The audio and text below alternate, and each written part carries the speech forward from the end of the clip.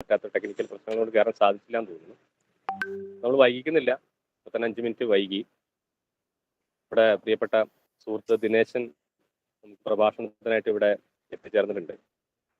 മലയാള വിഭാഗം, Thunchan memorial government college മലയാള വിഭാഗം ലോക സാഹിത്യവുമായി ബന്ധപ്പെട്ട ഒരു പ്രഭാഷണ പരമ്പര തുടങ്ങാനുള്ള കാരണം ദിനേശനുമായി ബന്ധപ്പെട്ട ഞങ്ങൾ തമ്മിൽ നടത്തിയ ഒരു ആലോചനയിൽ നിന്നാണ് ഉണ്ടായത്.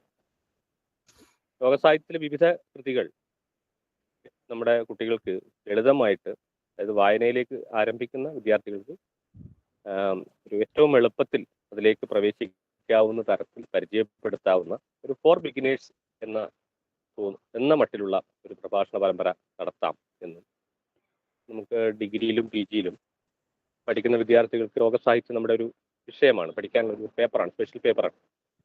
അപ്പൊ അതിലുള്ള പേപ്പറുകളും അതോടൊപ്പം മറ്റ് വിഷയങ്ങളും ഒക്കെ താല്പര്യമുള്ള ആൾക്കാർക്ക് കൊണ്ട്, വായനക്കാരെ കൊണ്ട് ഇത് പരിചയപ്പെടുത്താനുള്ള ഒരു പദ്ധതിയാണ് നടത്തുന്നത്. ദിനേശൻ നമ്മുടെ ദീർഘകാലമായുള്ള ഞങ്ങളുടെ സുഹൃത്താണ്. ദിനേശൻ ഇംഗ്ലീഷ് സാഹിത്യം പഠിച്ച ആളാണ്, പക്ഷെ ജോലി ചെയ്യുന്നത് മറ്റൊരു മേഖലയിലാണ്. ഇതുമായിട്ടൊന്നും ബന്ധമില്ലാത്ത മറ്റൊരു മേഖലയിലാണ് ജോലി ചെയ്യുന്നത്. പക്ഷേ ഇംഗ്ലീഷ് സാഹിത്യത്തെയും മറ്റും, സാഹിത്യം, സിനിമ, അതുപോലെ സാംസ്കാരിക പ്രവർത്തനത്തെയൊക്കെ ഒരു ജീവിതത്തിന്റെ ഒരു ഭാഗമായി കൊണ്ടു നടക്കുന്ന ആൾക്കാരിൽ ഒരാളാണ്. ദിനേശൻ ഇങ്ങനെ ഒരു ആഗ്രഹം പറഞ്ഞു എന്നുള്ളതാണ് സത്യം. എനിക്ക് കുറച്ച് പിന്നെ ഒരു ഇംഗ്ലീഷ് സാഹിത്യം പഠിപ്പിക്കുക എന്നുള്ളതാണ് എൻ്റെ ആഗ്രഹം. ചെയ്യുന്ന ജോലി മറ്റൊന്നാണ്. അത് പഠിപ്പിക്കാനുള്ള ഒരു കുറച്ച് സമയമെങ്കിലും, ഒരു അല്പസമയമെങ്കിലും പഠിപ്പിക്കാനായി പറ്റിയാൽ നന്നായിരുന്നു എന്നൊരു നമ്മുടെ ഒരു പൊതു സുഹൃത്തുക്കളുമായിട്ട് നടത്തിയ ഒരു ഡിസ്കഷന്റെ ഭാഗമായിട്ടാണ് ഞാൻ ദിനേശനോട് അങ്ങനെയാണെങ്കിൽ ഇതാ പഠിപ്പിക്കാൻ വിഷയങ്ങൾ ഇവിടെ ഉണ്ട്, മേഖലകൾ ഇവിടെ ഉണ്ട് പറഞ്ഞത്. അങ്ങനെ സന്തോഷപൂർവ്വം ദിനേശൻ TS എലിയറ്റിന്റെ പ്രഖ്യാതമായ വേസ്റ്റ് ലാൻഡ് എന്ന് പറയുന്ന കൃതി പഠിപ്പിക്കാനായിട്ട് തയ്യാറായി. ഇതൊന്നൊരു വലിയ ഒരു ടാസ്ക് തന്നെയാണത്. വേസ്റ്റ് ലാൻഡ് വളരെ ബൃഹത്തായൊരു കൃതിയാണ്. ഒരുപാട് ട്രാൻസ്ലേഷൻസ് വന്നിട്ടുണ്ട്, ഒരുപാട് പഠനങ്ങൾ നടന്നിട്ടുണ്ട്. ആധുനികതയുടെയൊക്കെ ഒരു തുടക്കം എന്ന നിലയിലുള്ള ഒരു കൃതിയാണ്. അതിനെ പിന്നെ പഠിപ്പിക്കാനായിട്ട് ഏറ്റെടുത്തു. അത് സത്യത്തിലൊരു ചലഞ്ചിങ് വിഷയമാണ്. കാരണം ഡിഗ്രി PG വിദ്യാർത്ഥികളെ സംബന്ധിച്ച് ഇതൊന്നും പഠിപ്പിച്ചെടുക്കാൻ നിസ്സാരമായ ഒരു കാര്യമില്ല. അപ്പോൾ ഏറ്റെടുത്ത ദിനേശിന് പ്രത്യേകമായിട്ട് ഞങ്ങളുടെ നന്ദി അറിയിക്കുന്നു. ഞങ്ങൾക്കൊക്കെ വലിയ സന്തോഷമുണ്ട്. മാത്രമല്ല ഞങ്ങൾക്കൊക്കെ കേൾക്കാൻ ആഗ്രഹമുണ്ട്. ഞാനിത് പിന്നെ ഇങ്ങനൊരു സംഗതി ആലോചിച്ചതിന് ശേഷം ദിനേശന്റെ അനുമതിയൊന്നും ഇല്ലാതെ തന്നെ വിദ്യാർത്ഥികൾക്ക് വേണ്ടിയിട്ട് അല്പം സംസാരിക്കാമെന്ന് ദിനേശൻ പറഞ്ഞിട്ടുള്ളൂ. നമ്മളൊരു ഫേസ്ബുക്കിലൊരു ഇതിലൊരു പോസ്റ്ററൊക്കെ ഉണ്ടാക്കി താല്പര്യമുള്ളവർക്ക് കേൾക്കാം എന്ന് പറഞ്ഞിട്ടപ്പോൾ എത്രയോ ആൾക്കാരാണ് എന്നോട് ലിങ്കും മറ്റുമൊക്കെ ചോദിച്ചു വന്നത്. ദിനേശന്റെ സുഹൃത്തുക്കളും അതുപോലെ ഈ മേഖലയിൽ താല്പര്യമുള്ള ആൾക്കാരും നമ്മുടെ അധ്യാപകരും ഒക്കെ ഉണ്ട്, ഒരുപാട് ആൾക്കാരുണ്ട്. അപ്പൊ അവരൊക്കെ ഇവിടെ വത്തിച്ചേർന്ന് മുഴുവൻ പേർക്കും കയറാൻ പറ്റിയിട്ടില്ല എന്ന് എനിക്ക് തോന്നുന്നു. കാരണം ഇതിന്റെ ചില റെസ്ട്രിക്ഷൻസ് ഉള്ളത് കാരണം 100 പേർ ആയി കഴിഞ്ഞു. അപ്പൊ തന്നെ 7 മണിയായപ്പോ തന്നെ ആള് നിറഞ്ഞു കഴിഞ്ഞു. കുഴപ്പമില്ല, നമ്മൾ യൂട്യൂബിൽ ഇത് റെക്കോർഡ് ചെയ്യുന്നുണ്ട്, യൂട്യൂബിൽ ഇതിന്റെ ലിങ്ക് കൊടുക്കുന്നുണ്ട്. അപ്പോൾ അത് എല്ലാവർക്കും കാണാനായിട്ട് സാധിക്കും. അപ്പൊ ഞാൻ ഇനി ദീർഘമായിട്ടൊന്നും സംസാരിക്കുന്നില്ല. അപ്പൊ നേരിട്ട് ദിനേശനിലേക്ക് ഞാൻ മൈക്ക് കൈമാറുകയാണ്. TS എലിയറ്റിന്റെ വേസ്റ്റ് ലാൻഡ് എന്ന് പറയുന്ന കൃതി നിങ്ങൾക്ക് പരിചയപ്പെടുത്താനായിട്ട് എൻ്റെ പ്രിയ സുഹൃത്ത് ദിനേശനെ സ്നേഹാദരപൂർവ്വം ക്ഷണിക്കും. Thanks Ajith. I'm getting nervous. കാരണം ഇന്ന് രാവിലെ കഴിഞ്ഞ ബജറ്റിനെ കുറിച്ച് സംസാരിക്കാൻ പറഞ്ഞിട്ട് ഈസി. കാരണം എൻ്റെ ഫീൽഡാണ്. ഓക്കെ, ഞാൻ ഫിനാൻഷ്യൽ സർവീസസിലാണ് വർക്ക് ചെയ്യുന്നത്. അപ്പോൾ ബജറ്റിനെ കുറിച്ച് സംസാരിക്കാൻ പറഞ്ഞാൽ ഇത്രയും നെർവസ്നെസ് ഉണ്ടാവില്ലായിരുന്നു. അജിത്ത് പറഞ്ഞ പോലെ എന്നോട് ആദ്യം പറഞ്ഞത് ഒരു 15-20 കുട്ടികളുള്ള സ്റ്റുഡൻസ് ഉള്ള ഒരു ക്ലാസ് റൂമിൽ ഇതിനെക്കുറിച്ച് സംസാരിക്കാൻ, അതായത് ഈ ഒരു കവിതയെ പരിചയപ്പെടുത്തുക അല്ലെങ്കിൽ ഓഥറെ പരിചയപ്പെടുത്തുക എന്നുള്ള ഒരു ടാസ്ക്കാണ് എന്നോട് പറഞ്ഞിരുന്നത്. ബട്ട് ദെൻ ഇത് എല്ലാം കൂടെ എന്താ പറയുക, turn out to be 100 people audience session which making me nervous. പിന്നെ രണ്ടാമത്തെ കാര്യം, റെക്കോർഡ് ചെയ്യുന്നു എന്നൊക്കെ പറഞ്ഞാൽ ആക്ച്വലി ഞാൻ യൂസ്ഡ് അല്ല ഇതൊന്നുമായിട്ട്, മനസ്സിലായില്ലേ? I M not used to it. So there will be lot of lapses, ഒരുപാട് സ്ലിപ്പേജസ് ഉണ്ടാവാം. പിന്നെ മറ്റൊരു പ്രധാനപ്പെട്ട കാര്യം എനിക്ക് പറയാനുള്ളത്, ഇറ്റ്സ് എ സബ്മിഷൻ. ഞാൻ വളരെ ഹംബിളായിട്ട് പറയാണ്. ഞാൻ ചിലപ്പോൾ I will slip back to English. കാര്യം മലയാളത്തിലൊരു സെഷൻ എടുത്തിട്ട് ശീലമില്ല. ഇപ്പോൾ ചെയ്യുന്ന കോർപ്പറേറ്റ് പ്രസന്റേഷൻസ് ഒക്കെ ഇംഗ്ലീഷിലാണ്, 1-2 വായന കൂടുതലും ഇംഗ്ലീഷിലാണ്. അത് ഞാൻ അജിത്തിനോട് പറഞ്ഞിട്ടുണ്ടായിരുന്നു. കാര്യം ഇപ്പോൾ ഉദാഹരണത്തിന് ഐ എം ജസ്റ്റ് ഗിവിങ് എൻ്റെ എന്താ പറയുക കണ്ടീഷൻസ്, ഐ മീൻ പോയിന്റ്സ് ആദ്യം തന്നെ പറയാണ്, so that people are not getting disappointed. ഇപ്പോൾ ഫോർ എക്സാമ്പിൾ ഒരു വാക്ക് ഡിസൊല്യൂഷൻമെന്റ് എന്നൊരു വാക്ക് പറയുമ്പോൾ അതിന്റെ കറക്റ്റ് ആയിട്ടുള്ള ഒരു മലയാളം വാക്ക് എനിക്ക് പറയാൻ പറ്റിയെന്ന് വരില്ല. കാരണം മലയാളം വായന കമ്പാരിറ്റീവ്ലി കുറവാണ് കുറേ കാലമായിട്ട്. അപ്പോൾ അതുകൊണ്ട് അത് എല്ലാവരും ക്ഷമിച്ചു തരണം എന്ന് അഭ്യർത്ഥിക്കുന്നു ആദ്യമായിട്ട്. This is A humble request. രണ്ടാമത്തെ കാര്യം, ഞാൻ മുമ്പ് പഠിപ്പിച്ചിട്ടുണ്ടായിരുന്നു, ഐ മീൻ ഞാൻ ക്ലാസ്സിൽ പോയിട്ടുണ്ടായിരുന്നു. ഞാൻ പഠിക്കുമ്പോഴും അതിന് ശേഷം കുറച്ചു കാലം ഞാൻ പാരലൽ കോളേജിലൊക്കെ പഠിപ്പിച്ചിട്ടുണ്ടായിരുന്നു. അപ്പോൾ so teaching is A passion. പക്ഷേ അത് 25 വർഷം മുന്നായിരുന്നു. 25 കൊല്ലത്തിന് ഉള്ളിൽ ഒരു ക്ലാസ്സും എടുത്തിട്ടില്ല. അപ്പോൾ അതിൻ്റെ ഒരു പരിചയക്കുറവ്, അതിൻ്റെ ഒരു നെർവസ്നെസ്, ഇതൊക്കെ അജിത്തിനറിയാം, ഞാൻ മറ്റുള്ളവരായിട്ട് പങ്കുവെക്കാം. So I M not wasting any more time, straight into the session.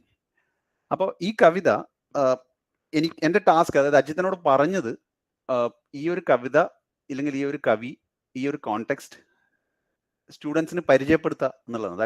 That's a expectation. അപ്പം ഞാൻ അതിന് ശ്രമിക്കുകയാണ്. I did some preparations, so but I don't know എത്രത്തോളം അത് വിപുലമായി നമുക്ക് ചെയ്യാൻ പറ്റും എന്നുള്ള കാര്യത്തിനെ കുറിച്ച് only time will tell. Next ഒരു 1 hour നിങ്ങൾക്ക് മനസ്സിലാവും. അപ്പോൾ ഫസ്റ്റ്, അതായത് ഈ കവിതയെക്കുറിച്ച് പറയുമ്പോൾ എല്ലാവരും, അതായത് world wide people have been talking about the first line, the April is the cruellest month.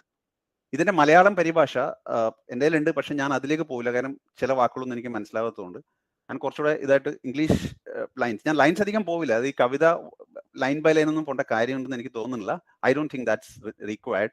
So അതിലേക്ക് ഞാൻ പോവില്ല. എങ്കിലും ചില സമയങ്ങളിൽ എനിക്ക് കവിത റെഫർ ചെയ്യേണ്ടി വന്നാൽ I go to the original text.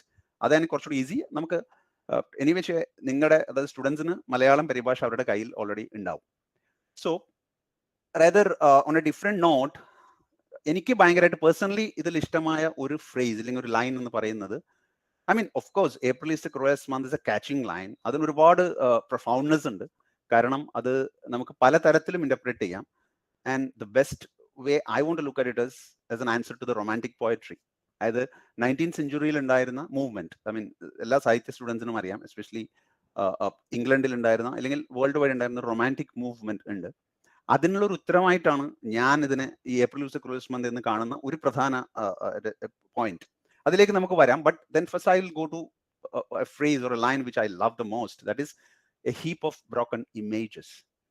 ഈ ഒരു പോയിന്റിലാണ് I think that the crux of this poem. അതാണ് എനിക്ക് ഇത് ഞാനിത് പഠിച്ചിട്ടുണ്ട് എൻ്റെ MA ക്ലാസ്സിൽ 1993 ഞാൻ ഫസ്റ്റ് MA പഠിക്കുമ്പോൾ ഞാനിത് പഠിച്ചിട്ടുണ്ട്. അപ്പൊ അന്ന് മുതലേ ഈ ഒരു എന്താ പറയുക, ഈ ഒരു ലൈൻ ഇന്നും മറക്കാതെ കിടക്കുന്ന 2 ലൈനുകളാണ്. Of course April is the cruellest month and then a heap of broken images. അപ്പോൾ ദാറ്റ് സംസ് അതിനെക്കുറിച്ച്, അതിന്റെ മലയാളം എന്ന് പറയുന്നത് I think I should read that. അത് എനിക്ക് നോക്കാതെ പറയാൻ പറ്റില്ല. അയ്യപ്പ പണിക്കരുടെ ട്രാൻസ്ലേഷനിൽ അത് ജഡബിംബങ്ങളുടെ ഒരു കൂമ്പാരം എന്നാണ്. അപ്പോൾ ഈ ജഡബിംബങ്ങളാണ് ഹീപ്പ് ഓഫ് ബ്രോക്കൺ ഇമേജസ് എന്ന് പറഞ്ഞാൽ ആയിരുന്നോ, അതാണ് അത് വെർബാറ്റം ആയിരിക്കാം, ട്രാൻസ്ലേഷൻ ആയിരിക്കാം. എനിവേ ഇവിടുന്ന് തുടങ്ങിയാൽ കുറേ കൂടെ എളുപ്പമായിരിക്കും എന്ന് തോന്നുന്നു. കാരണം ഈ പോയത്തിന്റെ, ഈ കവിതയുടെ ഒരു ഹിസ്റ്റോറിക്കൽ ബാക്ക്ഗ്രൗണ്ട് എന്ന് പറയുന്നത് ഫസ്റ്റ് വേൾഡ് വാർ ആണ്. അതായത് 1914 to 1918 അതാണല്ലോ നമ്മുടെ ആദ്യത്തെ ലോകമഹായുദ്ധത്തിന്റെ സമയം. അവിടുന്ന് തുടങ്ങി അതിന്റെ പിറകിലോട്ട് നമ്മൾ പോകുമ്പോൾ 19th സെഞ്ചുറിയിലോട്ട് പോകുമ്പോൾ 1800 to 1900 പോകുമ്പോൾ അവിടെ അതൊരു വിക്ടോറിയൻ എറ എന്ന് പറയുന്ന ഒരു ഹിസ്റ്റോറിക്കൽ ടൈം. അതൊക്കെ എല്ലാവർക്കും അറിയാവുന്നതായിരിക്കാം. അതിലുണ്ടായിരുന്ന ഒരുപാട് cultural, social, emotional churn for the human beings. അത് especially I mean European people. എനിക്ക് മറ്റ് കോണ്ടിനെന്റിനെ കുറിച്ച് നമ്മൾ അധികം ഈ ഒരു അവസരത്തിൽ ആലോചിക്കുന്നില്ല. Let's concentrate majorly on Europe and the American continent. പിന്നെ കുറച്ചുകൂടെ നന്നായിട്ട് UK, ഓക്കെ, ഇംഗ്ലണ്ട്. അപ്പൊ ഈ വിക്ടോറിയൻ എറയിൽ ഉണ്ടായിരുന്ന കുറേ ചേർണിങ്സ് ആൻഡ് കുറേ ഹാപ്പനിങ്സ്, ലോട്ട് ഓഫ് ഹാപ്പനിങ്സ്.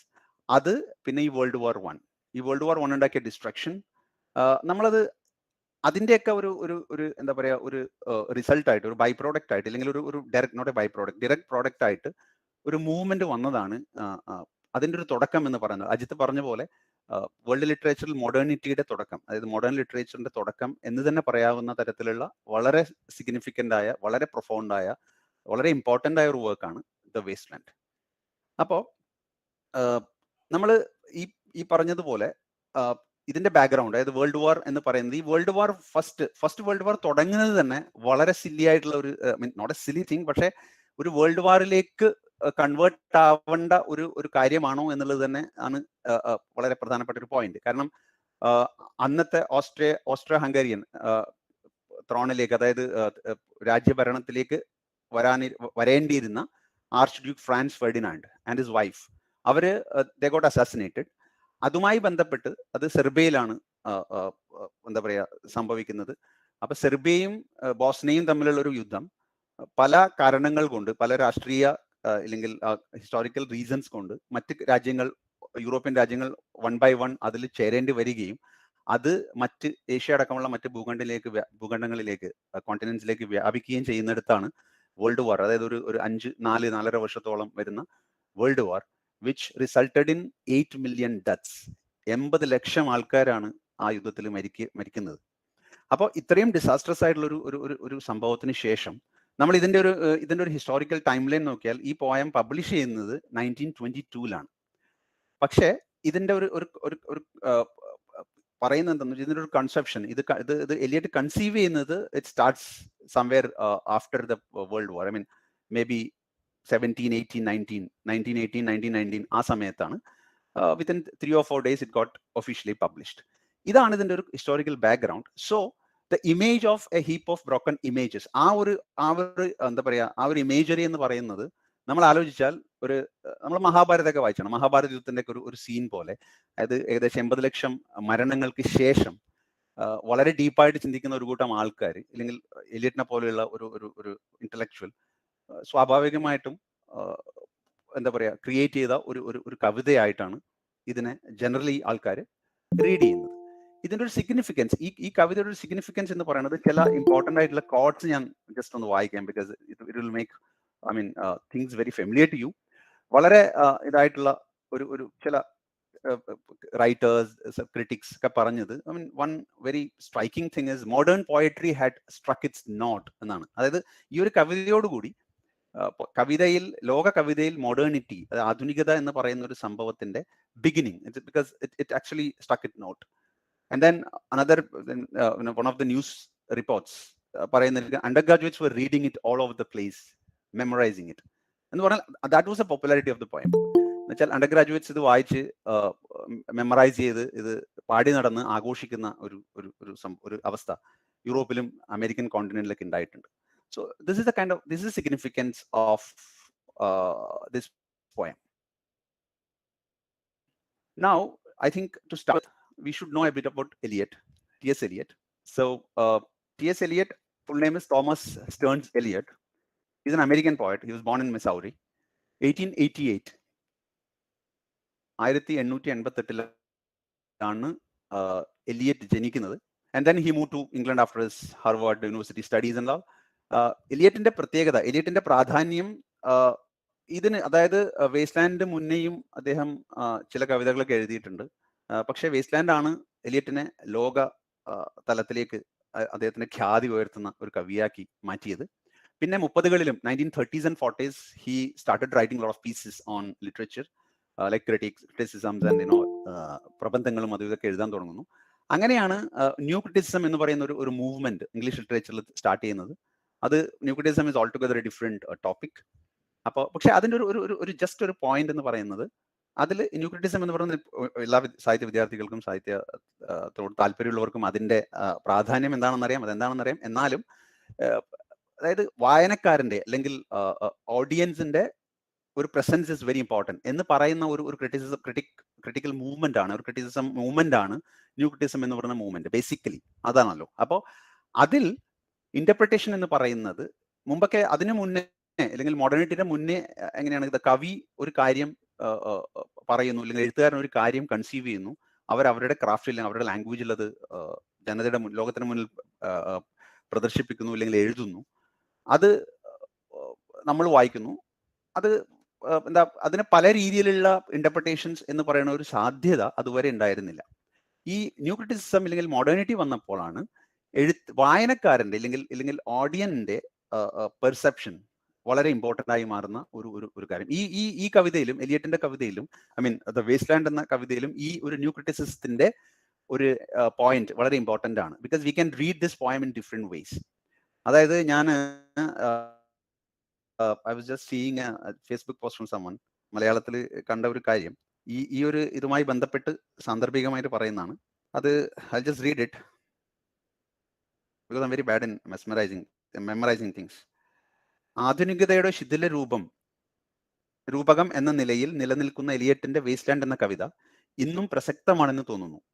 ഇതെനിക്ക് തോന്നുന്നു വളരെ റീസെന്റ് ആയിട്ട് ആരോ പോസ്റ്റ് ചെയ്തതാണ്. അന്ന് യൂറോപ്പും പാശ്ചാത്യ രാജ്യങ്ങളും അനുഭവിച്ച ആ ഭയവും ഉത്കണ്ഠയും അസ്തിത്വപരമായ അന്തമില്ലായ്മകളും ഇന്നും നിലനിൽക്കുന്നു. ഇന്ത്യ പോലുള്ള രാജ്യങ്ങൾ വേസ്റ്റ്ലാൻഡിന്റെ ഭൗതിക സമസ്യകൾക്ക് മുന്നിൽ വർഗീയതയും വംശീയതയും തൊട്ടുനക്കി നീറി നിൽക്കുന്നു. അപ്പോൾ ഞാനിത് പറയുന്നത് ഈ ഒരു പോസ്റ്റ് വായിക്കുന്നതിന്റെ കാര്യം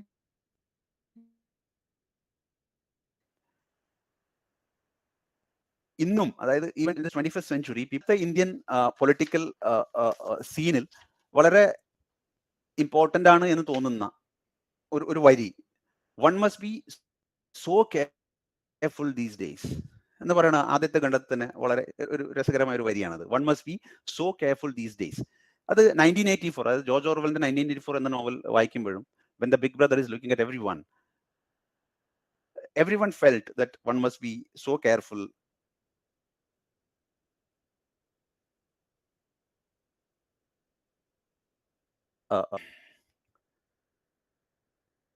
നമ്മൾ നേരത്തെ പറഞ്ഞ ഇതിന്റെ historical background, the victim. So coming back to our topic, first world war contribute ചെയ്തതുപോലെ തന്നെ വളരെ പ്രധാനപ്പെട്ട ഒരു എന്താ പറയാ, ഈ ഒരു മോഡേണിറ്റിയിലേക്കുള്ള അല്ലെങ്കിൽ ഇത്തരത്തിലുള്ള ചിന്തകളിലേക്കുള്ള മൂവ്മെന്റിന് ആക്കം കൂട്ടാൻ 19ാം നൂറ്റാണ്ടിലെ പല മാറ്റങ്ങളും, അതായത് ലോക സംസ്കാരത്തിലും ജനങ്ങളുടെ ജീവിതത്തിലും വന്ന ഒരുപാട് മാറ്റങ്ങൾ. ഫോർ എക്സാമ്പിൾ ഇൻഡസ്ട്രിയൽ റെവല്യൂഷൻ എന്ന് പറയുന്നത് വളരെ മാറ്റങ്ങൾ, അതായത് മനുഷ്യന്റെ യൂറോപ്യൻ ജീവിതത്തിൽ വളരെ വളരെ മാറ്റങ്ങൾ ഉണ്ടാക്കിയ ഒരു സംഗതിയാണ്. One second. Sorry, give me a break.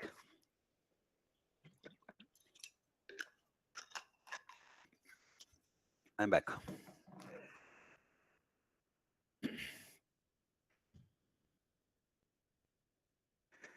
World, അതായത് യൂറോപ്പിൽ റാഡിക്കൽ ആയിട്ടുള്ള മാറ്റങ്ങൾ, യൂറോപ്പിൽ മാത്രമല്ല അമേരിക്കൻ ഭൂഖണ്ഡത്തിലും റാഡിക്കൽ ആയിട്ടുള്ള മാറ്റങ്ങൾ ഉണ്ടായ ഒരു സെഞ്ചുറിയാണ് 19th സെഞ്ചുറി, 1800 to 1900. പല പല മാറ്റങ്ങൾ. ഫോർ എക്സാമ്പിൾ ഇൻഡസ്ട്രിയൽ റെവല്യൂഷൻ എന്ന് പറയുമ്പോൾ steam engines, mass productions, railways, swing machines, gas and electric light എന്നൊക്കെ പറയുന്ന പുതിയ സാധനങ്ങൾ, ജനങ്ങൾക്ക് അന്ന് വരെ ഒരു പരിചയമില്ലായിരുന്ന സംഭവങ്ങൾ വരുന്നു.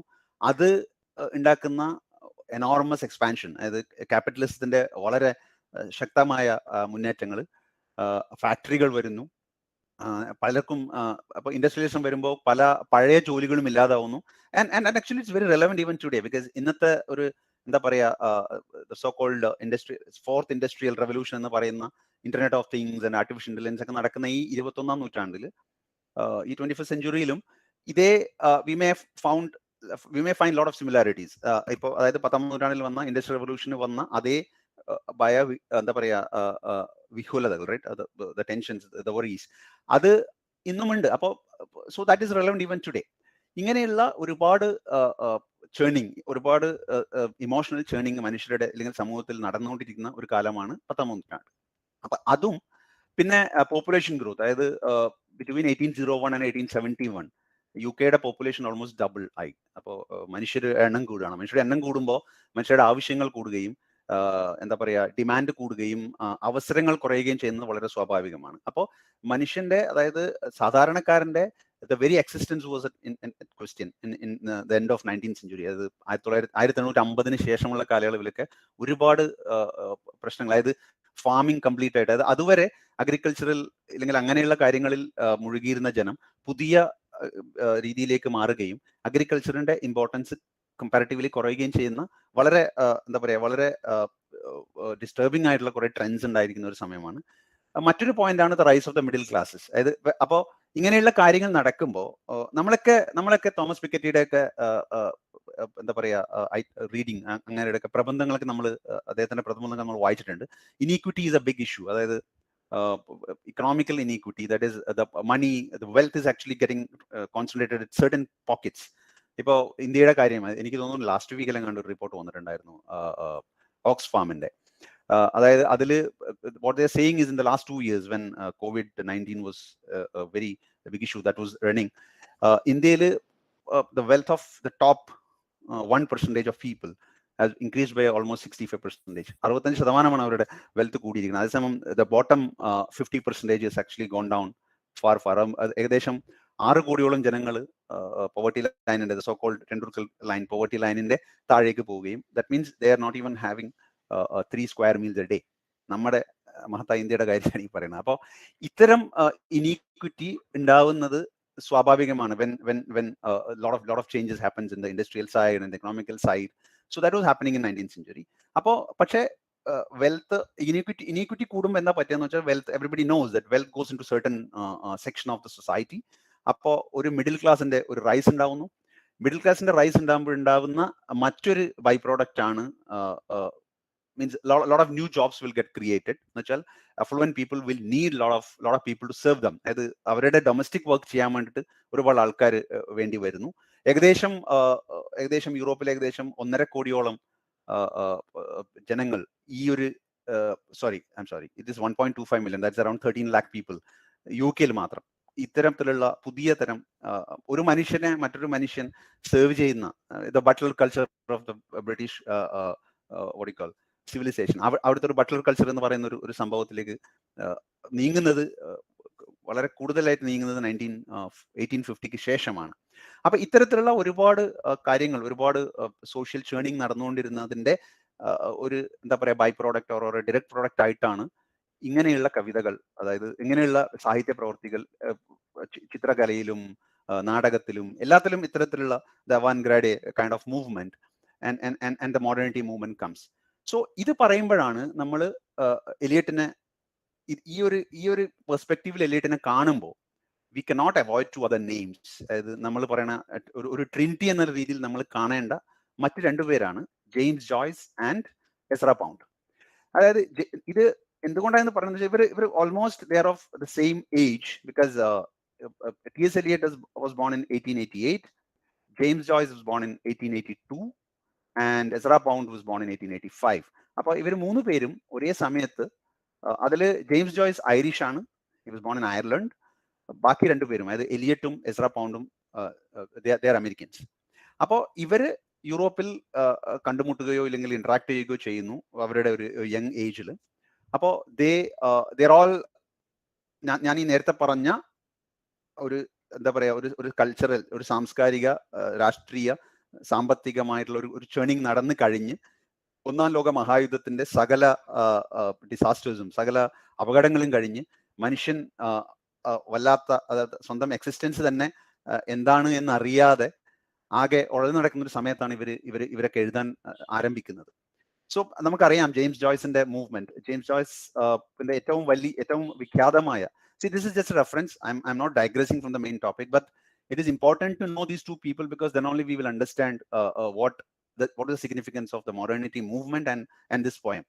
ജെയിംസ് ജോയ്സിന്റെ വളരെ വിഖ്യാതമായ 2 നോവലുകളാണ്, ഒന്ന് യുലീസിസ് and the other one is A Portrait of the Artist as a Young Man. അതായത് ഈ പോർട്രേറ്റിന്റെ പ്രത്യേകത എന്ന് പറയുന്നത് അതിന്റെ ടൈറ്റിൽ തന്നെ, ഇല്ലെങ്കിൽ ഇവരുടെയൊക്കെ എഴുത്തുകളുടെ ടൈറ്റിൽ തന്നെ വളരെ വളരെ പ്രാധാന്യമുണ്ട്. വേസ്റ്റ് ലാൻഡ് എന്ന് പറഞ്ഞ ദ വേസ്റ്റ് ലാൻഡ് എന്ന് പറഞ്ഞ ടൈറ്റിലിനും വളരെ ഇമ്പോർട്ടന്റ് ആയിട്ടുള്ള ഒരു ബാക്ക്ഗ്രൗണ്ട് ഉണ്ട്. We will go to that later. First will talk about a portrait. ഈ പോർട്രേറ്റ് എന്ന് പറയുന്ന നോവല് ജെയിംസ് ജോയ്സിന്റെ, ഇത് 1916 പബ്ലിഷ് ചെയ്യുന്നത്. ഇത് ജെയിംസ് ജോയ്സിന്റെ തന്നെ മറ്റൊരു നോവൽ, അതായത് ഒരു നോവൽ എഴുതി, സ്റ്റീഫൻ ഹീറോ എന്ന് പറയുന്നൊരു നോവൽ എഴുതി, അതിന്റെ ക്രാഫ്റ്റ് ശരിയായില്ല എന്ന് തോന്നി അദ്ദേഹം തന്നെ ജെയിംസ് ജോയ്സൺ ഇത് മാറ്റി എഴുതിയതാണ് A portrait of the artist as a young മാൻ. അപ്പൊ അത് കുറേ കൂടെ ബയോഗ്രഫിക്കൽ ആണ്.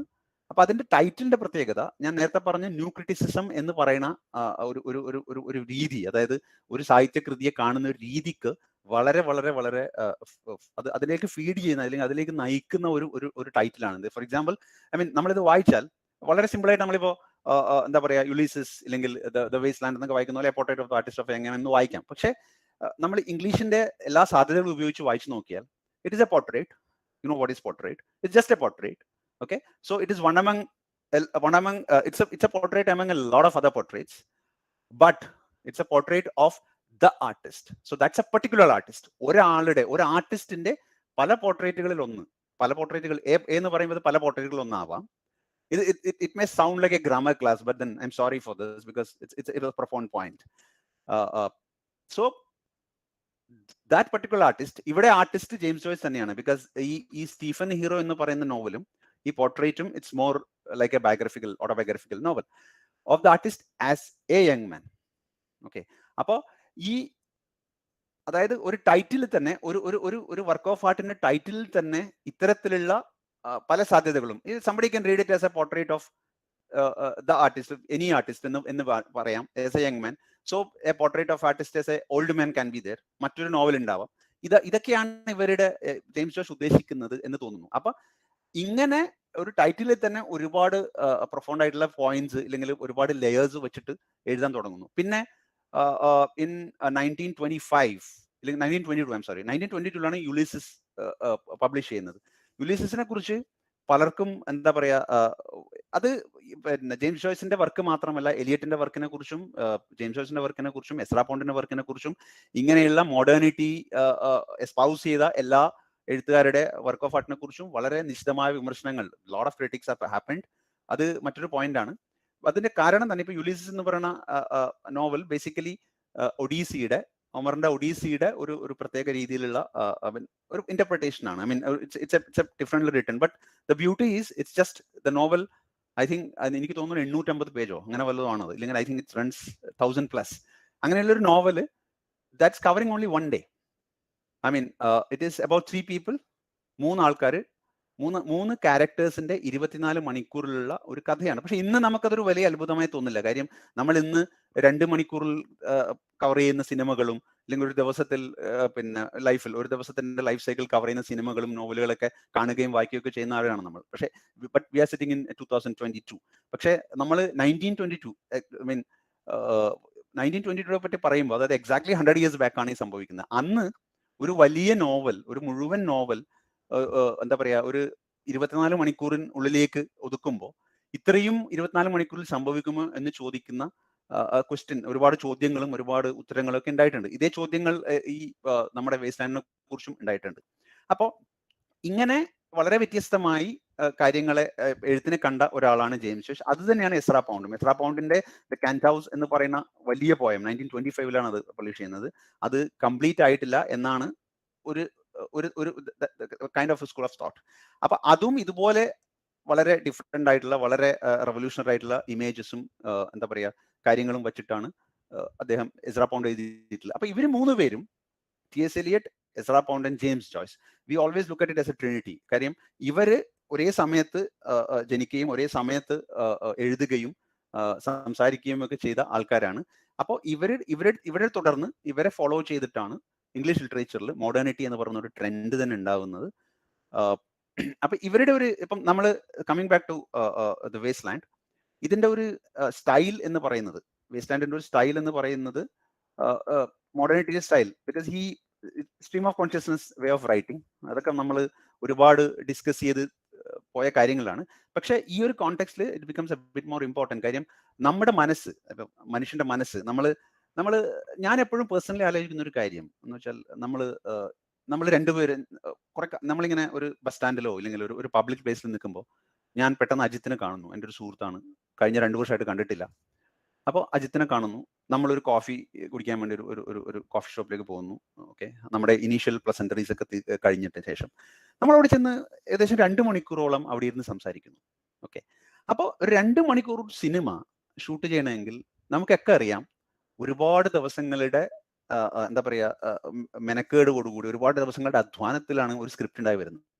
പക്ഷെ ഞാനും അജിത്തും എൻ്റെ സുഹൃത്തും സംസാരിക്കുമ്പോൾ, അല്ലെങ്കിൽ 2 പേര് സംസാരിക്കുന്നത് 2, 3, 4 മണിക്കൂർ സംസാരിക്കുന്നത് ഒരു സ്ക്രിപ്റ്റും ഇല്ലാതെയാണ്. അപ്പോൾ നമുക്ക് വിഷയങ്ങൾ, അല്ലെങ്കിൽ നമുക്ക് ലാംഗ്വേജ്, നമ്മുടെ ഇമേജസ്, നമ്മുടെ തമാശകൾ, നമ്മുടെ എന്താ പറയാ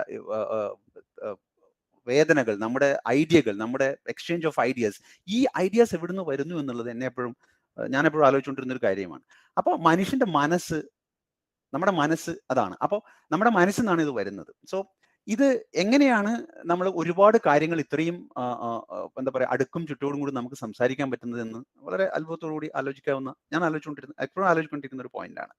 അപ്പോൾ നമ്മുടെ മനസ്സൊരു ചെയിൻ ആയതുകൊണ്ടാണ്. Then I mean because if you look at these people like Elliot's and people, ഇവരും ഇങ്ങനെയാണ്. സോ സ്ട്രീം ഓഫ് കോൺഷ്യസ്നസ് രീതിയിൽ എഴുതുമ്പോൾ ഇപ്പോൾ ഈ കവിത 5 ഖണ്ഡങ്ങളിലാണ് ഈ കവിത, നമ്മുടെ ദ വേസ്റ്റ് ലാൻഡ് എന്ന കവിത വരുന്നത്. അതിൽ we have seeing lot of images. ഇത് വായിച്ചവർക്കറിയാം, ഒരു കണക്ഷനും ഇല്ലാത്ത കുറെ ഇമേജസ് വരുന്നു. ബൈബിളിന്റെ കൊട്ടേഷൻ വരുന്നു. നെക്സ്റ്റ് ലൈനിൽ will be A Sanskrit reference. പിന്നെ അടുത്ത 2 സ്റ്റാൻസ് കഴിഞ്ഞ് 3ാമത്തെ സ്റ്റാൻസിൽ ഒരു ജർമ്മൻ റെഫറൻസ് കാണാം.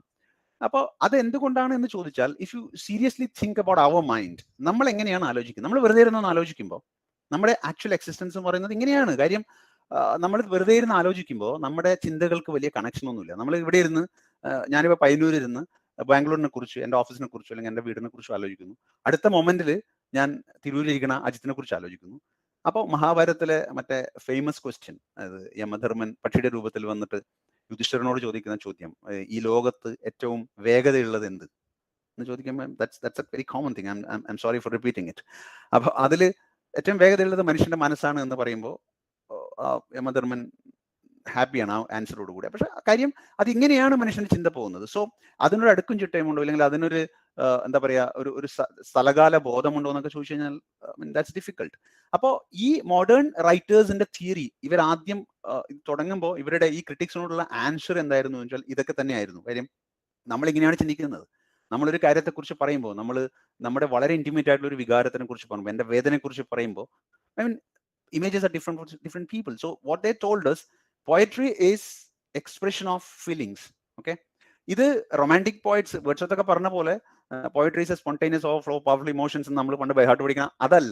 അതല്ല ഇവർ ഉദ്ദേശിച്ചത്. ഇവർ പറയണമെന്ന് വെച്ചാൽ അത് സ്പോണ്ടേനിയസ് ആണെങ്കിൽ ഇതിങ്ങനെയാണ് വരിക. C, all work of art should be spontaneous, then only the naturality, the originality will be there. അല്ലേ, നമുക്ക് എല്ലാവർക്കും അത് അറിയാം. പക്ഷേ സ്പോണ്ടേനിയസ് ആയിട്ട് തോട്ട്സ് പുറത്തോട്ട് വരുമ്പോൾ അതിന് ഇത്രയും മനോഹാരിത ഉണ്ടാവില്ല. ഓക്കെ, അപ്പൊ അതുകൊണ്ടാണ് ഷെല്ലിയുടെ, ഞാൻ ആദ്യം പറഞ്ഞ, അതായത് ഏപ്രിൽസ് ക്രൂവൽസ് മന്ത് പറയുന്ന ഷെല്ലിയുടെ വളരെ ഫേമസ് ആയിട്ടുള്ള, നമ്മൾ ഒരുതരം ലെജൻഡായി മാറിയ വരിയുണ്ടല്ലോ, if winter comes can spring be far behind. So Eliot is giving an answer to it. I mean, like, you know, we'll always think that it's a close question, you know, because if winter comes, can spring be far behind? You can say yes, you can say no, but Eliot is answering it in the way that April is the cruelest month, because spring starts in April in Europe. നമുക്കൊക്കെ seasonality അറിയാം. അപ്പോൾ April spring start ചെയ്യുന്നു യൂറോപ്പിൽ. So Shelley is actually, P Shelley throughout the difficult winter, you know, കാരണം European winters are very harsh. നമ്മുടെ കർക്കിടക മാസം പോലെയാണ് അവർക്ക് വിന്റർ. അപ്പോൾ അതിന് വെയിറ്റ് ചെയ്യുന്നത് എന്ത് പ്രതീക്ഷയിലാണ്? ഓക്കെ, ഏപ്രിലിൽ spring varigana, we can see flowers, we can see sun, we can see this dirty ice melting എന്നുള്ള ഒരു സന്തോഷത്തിൽ ഇരിക്കുമ്പോഴാണ് എലിയട്ട് 100 കൊല്ലത്തിന് ശേഷം, എക്സാക്ട്ലി 100 കൊല്ലം, 1822 the ode to the west wind എന്ന് പറഞ്ഞ കവിത ഷെല്ലി പബ്ലിഷ് ചെയ്യുന്നത്. 1922 or 19 those time, exactly 100 years later, Elliot പറയാണ് April is the cruellest month. അപ്പോൾ in one way the modernity was an answer to the romanticism, the beautiful, that in Eliot's wordil പറഞ്ഞാൽ the dirty beautifulness of romantic poetry. അപ്പോൾ അതിനോടുള്ള ഒരു തരം എന്താ പറയാ, ഒരു എതിർപ്പ് പ്രകടിപ്പിക്കുകയാണ് ഇവര് ഒരു തരത്തിൽ മോഡേണിറ്റി കൊണ്ട് ചെയ്തതും. അതായത് മനുഷ്യന്റെ സ്പോണ്ടേനിയസ് ആയിട്ടുള്ള, നാച്ചുറൽ ആയിട്ടുള്ള, ജെനുവിൻ ആയിട്ടുള്ള ഫീലിങ്സ് പുറത്തു വരുമ്പോൾ അതിന് ഇത്രയും അടുക്കും ചിട്ടയുമോ, ഇല്ലെങ്കിൽ, അതായത് മോഡേണിറ്റിനെ കുറിച്ച് പറയുന്ന മലയാളത്തിലൊക്കെ നമ്മൾ കേട്ടിട്ടുണ്ടാവും ഒരുപാട്. അതായത് വൃത്തമില്ലാതെ എഴുതുന്നു എന്നൊക്കെ പറയുന്ന പരാതികളൊക്കെ മുമ്പുണ്ട്. ഇന്നതൊക്കെ വളരെ ഔട്ട്ഡേറ്റഡ് ആയിട്ടുള്ള പരാതികളാവാം, പക്ഷെ മുന്നേ ഉണ്ടായിരുന്നു. അത് മോഡേൺ കവിത, ആധുനിക കവിതകൾ, ഇത് അവിടെയും ഉണ്ടായിരുന്നു, വെസ്റ്റിലും ഉണ്ടായിരുന്നു. സോ ഇവരുടെ കവിതകളെ കുറിച്ച് ഇപ്പോൾ വെസ്റ്റിൽ നോക്കിക്കഴിഞ്ഞാൽ there is no meter. You have lot of certain times like prose, like, you know, if you read conversation ഉണ്ട്, നമുക്ക് നോവലൊക്കെ ഉള്ളത് പോലുള്ള കൺവെർസേഷൻ ഉണ്ട്. And it just cut into normal this thing that, you know, we had a coffee and we chatted for 1 hour, you know, lot of things like that. I can just swift through that.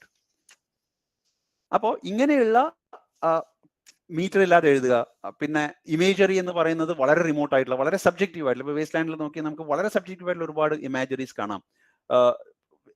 German quotations കാണാം, French quotations കാണാം. So it's very difficult to comprehend for a common man or for a typical reader ആ സമയത്തെ. അപ്പൊ അതിനാണ് അതായത് 1990 ഇതിന്റെ first edition, I mean first publish അങ്ങേരുടെ തന്നെ മാഗസിനിൽ, അദ്ദേഹത്തിന്റെ തന്നെ മാഗസിൻ, ഐം സോറി, എലിയറ്റിന്റെ തന്നെ മാഗസിനിൽ, sorry for the colloquial Malayalam, എലിയറ്റിന്റെ തന്നെ ക്രൈറ്റീരിയൻ എന്ന് പറഞ്ഞ മാഗസിനിലാണ് ആദ്യം ഇത് പബ്ലിഷ് ചെയ്ത് വരുന്നത്. പിന്നെ 1922 ഇത് ഒരു പബ്ലിഷർ ഫേബർ ആൻഡ് ഫേബർ എന്ന് പറയുന്നത്, അന്നത് it was not Faber and Faber, ഇന്നത് ഫേബർ ആൻഡ് ഫേബർ ആണ്. ആ ബുക്ക് ഇപ്പോഴും ആ കമ്പനി ഉണ്ട്, ലണ്ടൻ ബേസ്ഡ്. അവരാണ് 1922 ഇതിനെ ഒരു പുസ്തക രൂപത്തിൽ ഇറക്കുന്നത്. അതിന്റെ കൂടെ ലോകത്തിൽ ആദ്യമായി ഒരു കവിതയ്ക്ക് കവിയുടെ തന്നെ നോട്ട്സ്, ഫുട് നോട്ട്സ്, എക്സ്പ്ലനേഷൻസ് വരുന്നു. അതിനെ മോഡേണിറ്റി ക്രിറ്റിക്സ് ഒരുപാട് റിഡിക്യൂൾ ചെയ്തിട്ട് ഒരുപാട് ക്രിറ്റിസൈസ് ചെയ്ത് സംസാരിച്ചിട്ടുണ്ട്. കാര്യം ഇറ്റ് വാസ് നോട്ട് നെസസറി. കാരണം ഒരു കവി തന്നെ കവിതയ്ക്കുള്ള പാരാഫ്രേസ് എഴുതുക. ഓക്കെ, നമ്മൾ ഷേക്സ്പിയറൊക്കെ പഠിക്കുമ്പോൾ ഷേക്സ്പിയറിയൻ കവിതകൾക്ക് എപ്പോഴും പാരാഫ്രേസ് ഉണ്ടാവും, but that is not written by Shakespeare, that is written by somebody else later to make people understand. അപ്പോൾ ഇവിടെ എലിയറ്റിന്റെ കവിതയ്ക്ക് paraphrase, it's not paraphrase, it's just notes. അപ്പൊ അത് വളരെ ചർച്ച ഉണ്ടാക്കിയ, അതായത് കവിതയും ചർച്ച ഉണ്ടാക്കുന്നു, അത് പബ്ലിഷ് ചെയ്ത രീതി ചർച്ചകൾ ഉണ്ടാക്കുന്നു. So because it's a new thing, because anything new in the society evokes a lot of discussions and lot of apprehensions. So one of the famous critics of that time, Conrad Aiken, he told this. Just ഒരു ഉദാഹരണത്തിന് വേണ്ടി ഞാൻ coat ചെയ്യാണ്. They have a lot of reservations. Okay, they say that many of the references in the poem itself was unnecessary എന്നൊക്കെയാണ് അവരുടെ വാദം. But then having said all this, ഇതൊക്കെ പറഞ്ഞിട്ട് അവസാനം Aiken പറയാണ്, reservation has all been made. എല്ലാ Jibila, can you please mute yourself? Because I'm echoing. Jibila, ഒന്ന് mute ചെയ്യാവോ? Yeah, thanks. So reservations have all been made. We accept the wasteland as one of the most moving and original poem of our time. ഇത്രയും criticism പറഞ്ഞ ആൾക്കാർ തന്നെ ഈ കവിതയെക്കുറിച്ച് ഇങ്ങനെ പറയുന്നു, because it's A most original work. അപ്പോൾ ഈ originality എന്ന് പറയുന്നത് ഒരു പക്ഷേ ഈ എലിയറ്റ് പറയുന്ന ആദ്യത്തെ പോയിന്റ്, അതായത് ഞാൻ ജെനുവിനായിട്ട് ചിന്തിക്കുമ്പോൾ, ഞാൻ ജെനുവിനായിട്ട് എൻ്റെ ചിന്തകളെ പ്രകടിപ്പിക്കുമ്പോൾ ഇത് ഇങ്ങനെയാണ് പുറത്തു വരുന്നത്. Without a meter, without any coherence, without any connection, lot of jumbled, and we can say that this is a heap of broken images. Even the poem is a heap of broken images in the typical classical sense. So that's how it is. So we spoke about modernity, we spoke about the background. Now the theme, എന്താണ് കവിതയിൽ Eliot പറയാൻ ഉദ്ദേശിക്കുന്നത്? ഞാൻ നേരത്തെ പറഞ്ഞതുപോലെ ഈ കവിതയ്ക്ക് 5 സെക്ഷനാണുള്ളത്. The sections are named as the burial of the dead. അതിന് അയ്യപ്പ പണിക്കർ കൊടുത്തത് ശവസംസ്കാരം എന്നാണ് അതിന്റെ ട്രാൻസ്ലേഷൻ കൊടുത്തിരിക്കുന്നത്. രണ്ടാമത്തെ ഭാഗം, രണ്ടാമത്തെ സെക്ഷൻ വരുന്നത് എ ഗെയിം ഓഫ് ചെസ്, ചതുരംഗക്കളി. ഞാൻ ഈ പറയുന്ന മലയാളമൊക്കെ അയ്യപ്പ പണിക്കരുടെ ട്രാൻസ്ലേഷൻ ആണ്. And the third was fire sermon, that is അഗ്നി പ്രഭാഷണം. And the fourth one is death by water, ജലം മൂലം മൃത്യു. It's evokes a bit of a smile on my face. ജലം മൂലം മൃത്യു. I don't know. I think there was better Malayalam for this. Sorry. Anyway, I'm no one to question Ayappa Panikkar. And the last one, the fifth section is what the thunder said. Idinadam paranjadu. ഇതാണ് 5 section. ഈ 5 സെക്ഷനിലൂടെ Eliot പറയാൻ ഉദ്ദേശിക്കുന്നത്, അല്ലെങ്കിൽ പറഞ്ഞത് എന്താണ്? So to summarise, അതായത് നമ്മളിത് മുഴുവൻ വായിച്ചു കഴിയുമ്പോൾ തോന്നുന്ന 2 കാര്യങ്ങൾ, ഇത് വേൾഡ് വൈഡ് ക്രിറ്റിക്സും പറഞ്ഞത് തന്നെയാണ്. There are 2 points which he tries to, which the theme, as a theme we can actually extract these two words as themes. The main one is disillusionment. ഞാൻ നേരത്തെ പറഞ്ഞ ഡിസൊല്യൂഷൻമെന്റിന്റെ മലയാളം എന്താണെന്ന് എന്നോട് ചോദിച്ചാൽ I am stuck. I don't know the exact word, പക്ഷേ everybody knows what it is. Disillusionment എന്ന് പറഞ്ഞാൽ you please connect. ഞാൻ നേരത്തെ പറഞ്ഞ historical background, world war 1, the social churning which happened in the 19th century.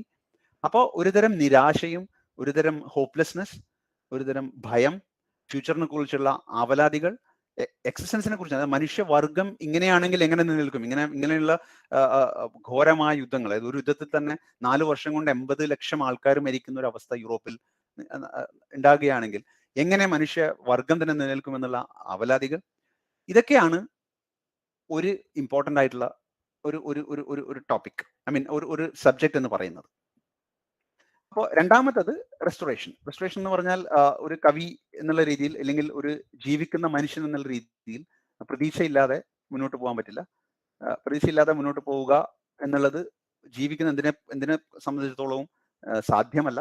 അതുകൊണ്ട് തന്നെ restoration എന്ന് പറഞ്ഞാൽ റെസറക്ഷൻ, ക്രൈസ്റ്റിന്റെ റെസറക്ഷൻ, ഇല്ലെങ്കിൽ നമ്മുടെ ഇന്ത്യൻ കോൺസെപ്റ്റിൽ അതാണ്. അവിടേക്കൊക്കെ എലിയറ്റ് ഒരുപാട് ഇന്ത്യൻ കോൺസെപ്റ്റുമായിട്ട് പരിചയപ്പെട്ടിട്ടുണ്ട്. നല്ല തെളിവുകളാണ് അത്. കാരണം 1918 എന്നൊക്കെ പറയുമ്പോൾ ഗാന്ധിജിയൊക്കെ കുറേശ്ശെ അറിയപ്പെടാൻ തുടങ്ങുന്നു. അപ്പോൾ പിന്നെ ഓൾറെഡി നമ്മുടെ മഹാഭാരതവും ഉപനിഷത്തുകളൊക്കെ വെസ്റ്റേൺ ലാംഗ്വേജിലോട്ട്, ജർമ്മനിയിലേക്കും ഇംഗ്ലീഷിലേക്കൊക്കെ തർജ്ജമ ചെയ്ത് നടന്നു കഴിഞ്ഞു കാണും already, because I am very bad in history.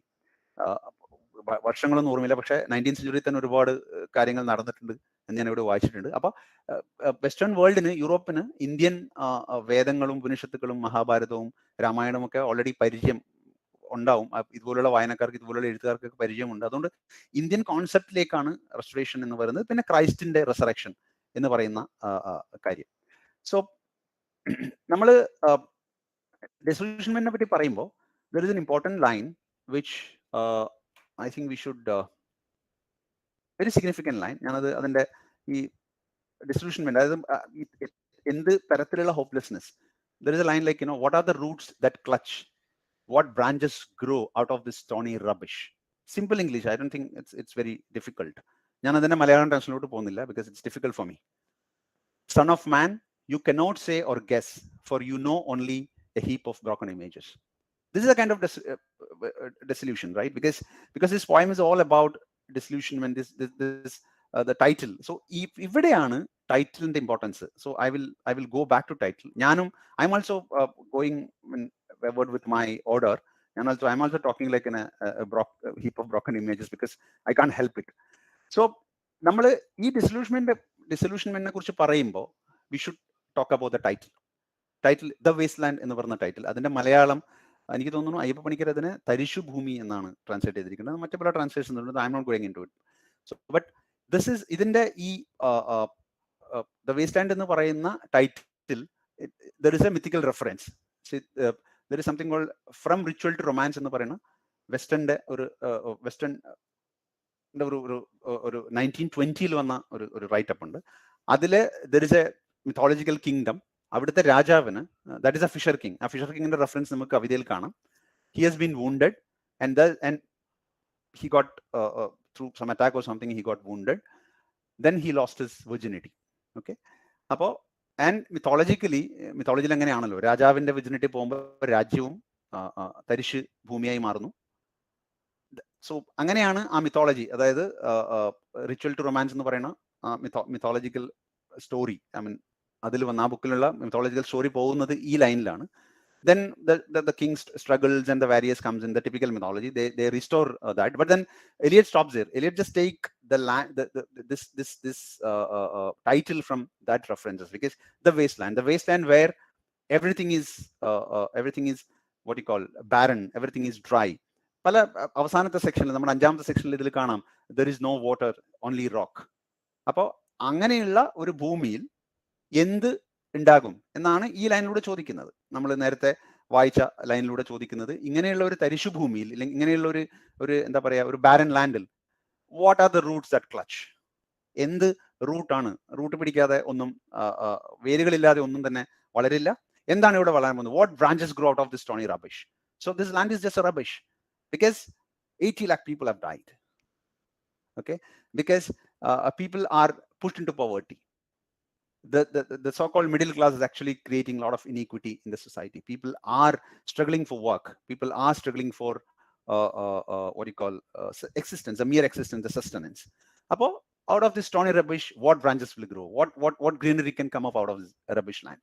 So it's an actual agonizing words of certain people who are worried about the whole social and historical structure. I mean, the social structure of that time. ഇത് പക്ഷെ ഞാനൊരു എനിക്ക് ഇങ്ങനെ വായിച്ചു വരുമ്പോൾ this was not there in my mind earlier. Okay, yesterday when I was reading this poem, suddenly some thought came into my mind, because 1918, 1919, 1922 and all, Britain, അതായത് സൂര്യൻ അസ്തമിക്കാത്ത British സാമ്രാജ്യത്തിന്റെ അസ്തമനം തുടങ്ങുന്ന ഒരു കാലയളവായിട്ടാണ് അല്ലേ? കാരണം 47-ൽ ഇന്ത്യ സ്വാതന്ത്ര്യം നേടുന്നു. 47. So from 20 to 47 is just 27 years. So I'm sure ഗാന്ധിജിയുടെ പ്രവേശം നമ്മുടെ രാഷ്ട്രീയത്തിലേക്ക്, നമ്മുടെ സ്വാതന്ത്ര്യ സമരത്തിലേക്ക് അദ്ദേഹം വരുന്നു in the beginning of 20th century. അപ്പോൾ നമ്മുടെ സ്വാതന്ത്ര്യ സമരത്തിന്റെ steam it's actually take pace. So the British people started thinking, the British rulers started thinking about, okay, one day we'll have to give freedom to this country. അപ്പോൾ സൂര്യൻ അസ്തമിക്കാത്ത British സാമ്രാജ്യത്തിന്റെ ഏറ്റവും വലിയ ഭാഗമായ ഇന്ത്യ, അന്ന് ഇന്ത്യ എന്ന് പറയുന്നത് നമുക്ക് എല്ലാവർക്കും അറിയാം, it's not only just what India today, പാകിസ്ഥാനുണ്ട്, ബംഗ്ലാദേശ് ഉണ്ട്. So it's a big this thing. So 47-ൽ നമുക്ക് സ്വാതന്ത്ര്യം കിട്ടുമ്പോൾ ഇന്ത്യയിൽ മാത്രം നമുക്കെല്ലാം അറിയാം 35 കോടി ജനങ്ങളാണ്. So if you add other parts it should be easily 50 crore. So അപ്പോൾ ഈ ഒരു എന്താ പറയാ, ഈ ഒരു പോയം അല്ലെങ്കിൽ ഈ ഒരു എലിയറ്റിന്റെ മനസ്സിൽ എവിടെയെങ്കിലും ഈ ബ്രിട്ടന്റെ സാമ്രാജ്യത്വ വിസ്തൃതി അല്ലെങ്കിൽ സാമ്രാജ്യത്തിന്റെ വലിപ്പം കുറയാൻ പോകുന്നു എന്നുള്ളൊരു തോട്ട് ഉണ്ടായിരുന്നു എന്ന് ഇതൊരു മീൻ ഇതെവിടെയും ഞാൻ കണ്ടിട്ടില്ല, ആരും ഇതിനെക്കുറിച്ച് സംസാരിച്ചിട്ടില്ല. It's just a purely subjective thought of mind. Because most of the reading of these kind of poems, അത് കൂടുതൽ നമ്മൾ കാണുന്നത് വെസ്റ്റേൺ റീഡിംഗ് ആണ്. അത് വളരെ ഐറോണിക്കലാണ്. കാരണം നമ്മുടെ വേദങ്ങളെക്കുറിച്ച്, നമ്മുടെ റൈറ്റ് പേപ്പറെ കുറിച്ച് പോലും കൂടുതൽ ഗവേഷണങ്ങളും കൂടുതൽ എഴുത്തുകളും സംഭവിച്ചിരിക്കുന്നത് വെസ്റ്റേൺ ആയതുകൊണ്ട് പെർസ്പെക്റ്റീവ് ഇസ് അബ്സല്യൂട്ട്ലി ഡിഫറെന്റ്. അപ്പോൾ ഒരു ഇന്ത്യൻ പെർസ്പെക്റ്റീവ് എന്ന് ആലോചിക്കുമ്പോൾ ഒരു പക്ഷേ ഈ വേസ്റ്റ് ലാൻഡ് എന്ന് പറയുന്നത് എന്തുകൊണ്ട് ബ്രിട്ടൻ വന്ന് കയ്യേറി 300 കൊല്ലം ഭരിച്ച് നശിപ്പിച്ച ഒരു രാജ്യം, ഒരു ഭൂഖണ്ഡം ആയിക്കൂടാ India. It can be the wasteland, right? Because when they left India in 1947, we were actually a wasteland. നമുക്കെല്ലാം അറിയാം കാര്യം. പട്ടിണി, 35 കോടി ജനങ്ങളും പട്ടിണി മാത്രമാണ് ഇവിടെ ഉണ്ടായിരുന്നത്. Then we built this country, the people of this country built everything after that in last 70 years. So അങ്ങനെ ഒരു വളരെ ഇൻട്രസ്റ്റിംഗ് ആയിട്ടുള്ള ഒരു തോട്ട് എനിക്ക് വന്നതും ഞാനത് ഇവിടെ നിങ്ങളായിട്ടൊന്ന് പങ്കുവെച്ചു എന്ന് മാത്രമേ ഉള്ളൂ. Because I don't know what is the relevance of it, but then because new ക്രിറ്റിസിസത്തിന്റെ ഉപജ്ഞാതാവായ എലിയറ്റിന്റെ കവിതയാണ്. So I have all the freedom to think in these lines. So coming back to these lines, what are the roots that clutch? What branches grow? So it shows the complete disillusionment. അപ്പോൾ നമ്മൾ section by section പോകാൻ I don't think it is required. But if you go through various sections, the first section talks about death, because the burial of the dead. The second section, the game of chess, talks about another. I will come to that. But another important point is, because I'm reminded of, is മോഡേണിറ്റിയുടെ മറ്റൊരു explicit ആയിട്ടുള്ള വളരെ significant ആയിട്ടുള്ള ഒരു point ആണ്. This modern literature started talking about sex very openly. Till that time, it was classics never did that in a big way in the Western world, not the Indian context. Okay, in the Western world, it was not there much. I mean, not about the actual classics, but then the literature of romantic literature era. That is the 19th century or 18th century and all. They never used to talk very explicitly about sex. But then Eliot and James Joyce and all these people, Ezra Pounds and people like that, they started talking about sex very openly. അതിന്റെ വളരെ പ്രകടമായ കുറെ രൂപങ്ങൾ നമുക്ക് ഈ the waste ലാൻഡിൽ കാണാം. Not in the first section, in the second and third and the last. Okay, നമുക്കതിൽ കാണാം. ദ ഗെയിം ഓഫ് ചെസ്സിലും വാട്ട് ദ തണ്ടർ സെഡിലും then death by waterലൊക്കെ നമുക്ക് പല ഞാൻ അതിലേക്കൊന്നും കടക്കുന്നില്ല, because there's no point talking about the English lines here. So I mean the English imagery and things like that here. So disillusionment in various forms. So പക്ഷേ ഒഴിവാക്കാൻ പറ്റാത്തൊരു റെഫറൻസ് ഇതാണ്. ഇത് അതായത് death is obviously a disillusionment for all of us. Death is a dark thing. Death is what we really do not want. The humanity or anyone, any living thing hates that, because end is not appreciated by anyone. So obviously that reference, the very title, the burial of the dead itself, brings lot of horrible images, ഒരുപാട് dark images കൊണ്ടുവരുന്നു. But then how sex can be mingled with disillusionment is very simple. It's not a simple thing. Now it sounds very simple, but then they talk about vitality. നമ്മുടെ ഈ സെക്ഷനിൽ, അതായത് game of ചെസ്സിലും അടുത്ത സെക്ഷനിൽ, മൂന്നാമത്തെ സെക്ഷനിലേക്ക് നമുക്ക് we can see a rich couple and we can see a poor couple. ഇവർ രണ്ടുപേരുടെയും റിലേഷൻഷിപ്പിനെ കുറിച്ച് സംസാരിക്കുന്നുണ്ട്. And all talks about the mechanical way of the relationship. രണ്ടാമത്തെ, അതായത് ദ പൂർ കപ്പിളിന്റെ കേസിൽ they talk about abortion, that is killing of life. Eliot has become a bit, he was always religious, He was always a Catholic, so he was always against abortions and all. So his personal views also coming into this.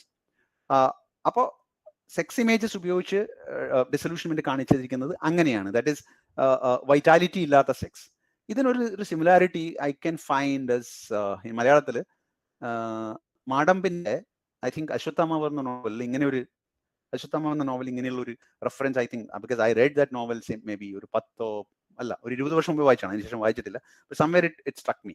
എന്നുവെച്ചാൽ അതില് പ്രത്യുൽപാദനത്തിനല്ലാത്ത സെക്സിനെ കുറിച്ച് സംസാരിക്കുന്നുണ്ട്. അത് ശരിയല്ലെന്ന് ഒരു character എനിക്ക് കൃത്യമായിട്ട് ഓർമ്മയില്ല, അങ്ങനെ എന്തോ അതിനകത്ത് ഉണ്ടെന്ന് എനിക്ക് തോന്നുന്നു. അതേ രീതിയിലാണ് ഇതിലും എലിയട്ട് പറയുന്നത്. Because the modern time, in these bad times, people lost all vitality. So procreation itself is actually stuck because it's the wasteland. What are the roots that clutch? What are the branches that will grow out of this stony rubbish? അത് മനുഷ്യന്റെ പ്രൊക്രിയേഷനിലും പ്രകൃതിയുടെ പ്രൊക്രിയേഷനിലും ഒക്കെ ബാധിച്ചിട്ടുണ്ട് എന്നാണ് various ഇമേജസിലൂടെ section 1, 2 and 3, I mean even 4 and 5, everything. കാരണം ഇത് jumbled ആണ്, images jumbled ആണ്. മോഡേൺ പോയട്രിയുടെ മോഡേൺ റൈറ്റിംഗിന്റെ ക്ലാസിക്കലായ രീതിയാണ് ജംബിൾ ആയിട്ട് എഴുതുക എന്നുള്ളത്, അത് without order. Because they say it's that is a stream of consciousness way of writing, because I write as I think എന്നുള്ള രീതിയിൽ. Then the restoration comes majorly in the last session, which is the title of the session is What the Thunder Said. അതിന്റെ മുന്നിലുള്ള സെഷനിലും you can see a lot of Indian references, a bit of Iranian references, because when you say the fire sermons are basically associated with Parsis, okay, religious Parsis. എനിക്ക് മറ്റ് ഏതെങ്കിലും ഒരു ഇതുമായിട്ട് ബന്ധമുണ്ടോ എന്ന് എനിക്കറിയില്ല, പക്ഷെ ഞാൻ കൂടുതലായിട്ടും കണ്ടിരിക്കുന്നത് പാർസിസുമായിട്ടാണ്, അവരുടെ fire rituals, because they are worshippers of fire. അപ്പോൾ അതിൽ ഫയർ സെർമൺസ് ഉണ്ട്. I read somewhere that there is some reference in Upanishads also, which I M not very sure about, എനിക്കറിയില്ല. അപ്പോൾ ഈ ഫയർ സെർമൺ എന്നുള്ളതും പിന്നെ വാട്ട് ദ തണ്ടർ സെഡ്, അത് ഇടിനാദം പറഞ്ഞത്, അതിലും I read somewhere there is some mythological reference to the Indian, I mean not mythology, like ഉപനിഷത്തുമായിട്ടുള്ള connections ഉണ്ട്. So these sessions are connected to Indian, the Oriental way of thinking to a certain extent. Then you can see a lot of Bible-ഉമായിട്ട് ബന്ധപ്പെട്ട ഒരുപാട് images കാണാം. Okay, so the poem ends with very very interestingly, it ends with Shanti. Om is not there, but Shanti, Shanti, Shanti. So definitely that refers to India. So that is why I had a inkling, I had a feeling that Eliot was referring to Indian continent and the British what do you call colony like India and all. It can be a very fragmented thought. So then comes the restoration. ഈ last പാർട്ടിലാണ് രണ്ടാമത്തെ thematic point വളരെ കാര്യമായിട്ട് വരുന്നത്, അതായത് what the thunder said. അതിൽ you can see reference to Christ, അതായത് ക്രൈസ്റ്റിന്റെ the resurrection, the second coming. WBHന്റെ വളരെ ഫേമസ് ആയിട്ടുള്ള ഒരു കവിത ഉണ്ടല്ലോ, മീൻ ദ സെക്കൻഡ് കമ്മിങ് എന്ന് പറഞ്ഞിട്ട്. അപ്പൊ അത് ഓൾറെഡി ആ സമയത്ത് വന്നു. WBH on the romantic area, I mean the mystic poet. അപ്പൊ ആ കവിതയായിട്ടൊക്കെ റെഫറൻസ് ഉണ്ട്, ബൈബിളായിട്ട് റെഫറൻസ് ഉണ്ട്. Then comes the Indian context of rebirth and I mean reconciliations and things like that. So the poem ends with a hope that നാളെ വരും തലമുറയെങ്കിലും ഇതിൽ നിന്ന് മാറും. അപ്പൊ ശാന്തി means obviously war and shanti, I mean these are diagonally opposite. യുദ്ധവും സമാധാനം എന്നൊക്കെ പറയുന്നത് പോലെ യുദ്ധവും ശാന്തിയും ആണ്. ശാന്തി പറഞ്ഞിട്ടാണ് ഈ കവിത അവസാനിപ്പിക്കുന്നത്. സോ ഐ മീൻ ഇങ്ങനെയാണ് ഈ ഒരു കവിതയുടെ സ്ട്രക്ചർ. ഇതാണ് ഈ കവിതയുടെ background. This is what Eliot is. This is what the modern movement is. This is what I want to discuss with you. I think I'm done. Ajit, I think I'm done with my small talk. I mean, I don't know what is next. If anybody has anything to discuss, any questions, I mean not questions, any point to raise or any discussion points, I'll be very glad.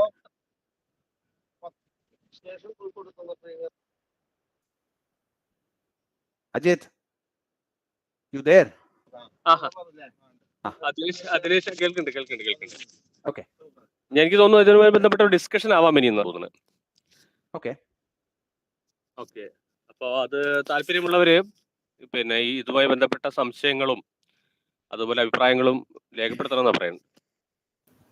Okay, I'm all there. All ears. Aji Sreehari ഉണ്ട് അവിടെ. ശ്രീഹരി തുടങ്ങാം. മാഷ് കേൾക്കാമോ? If you don't mind, just. മാഷെ, ഞാൻ സംസാരിക്കുന്നില്ല. ഞങ്ങളുടെ സ്റ്റുഡൻസിനോട് join ചെയ്യാൻ പറഞ്ഞപ്പോൾ അതിന്റെ കൂടെ കയറിയതാണ്.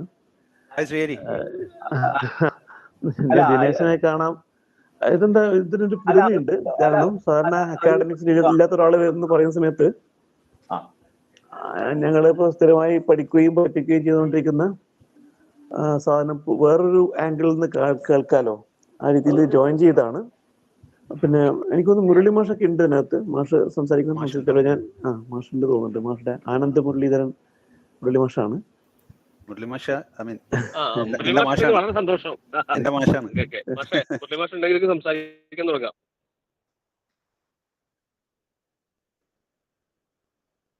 മാഷുണ്ടോ?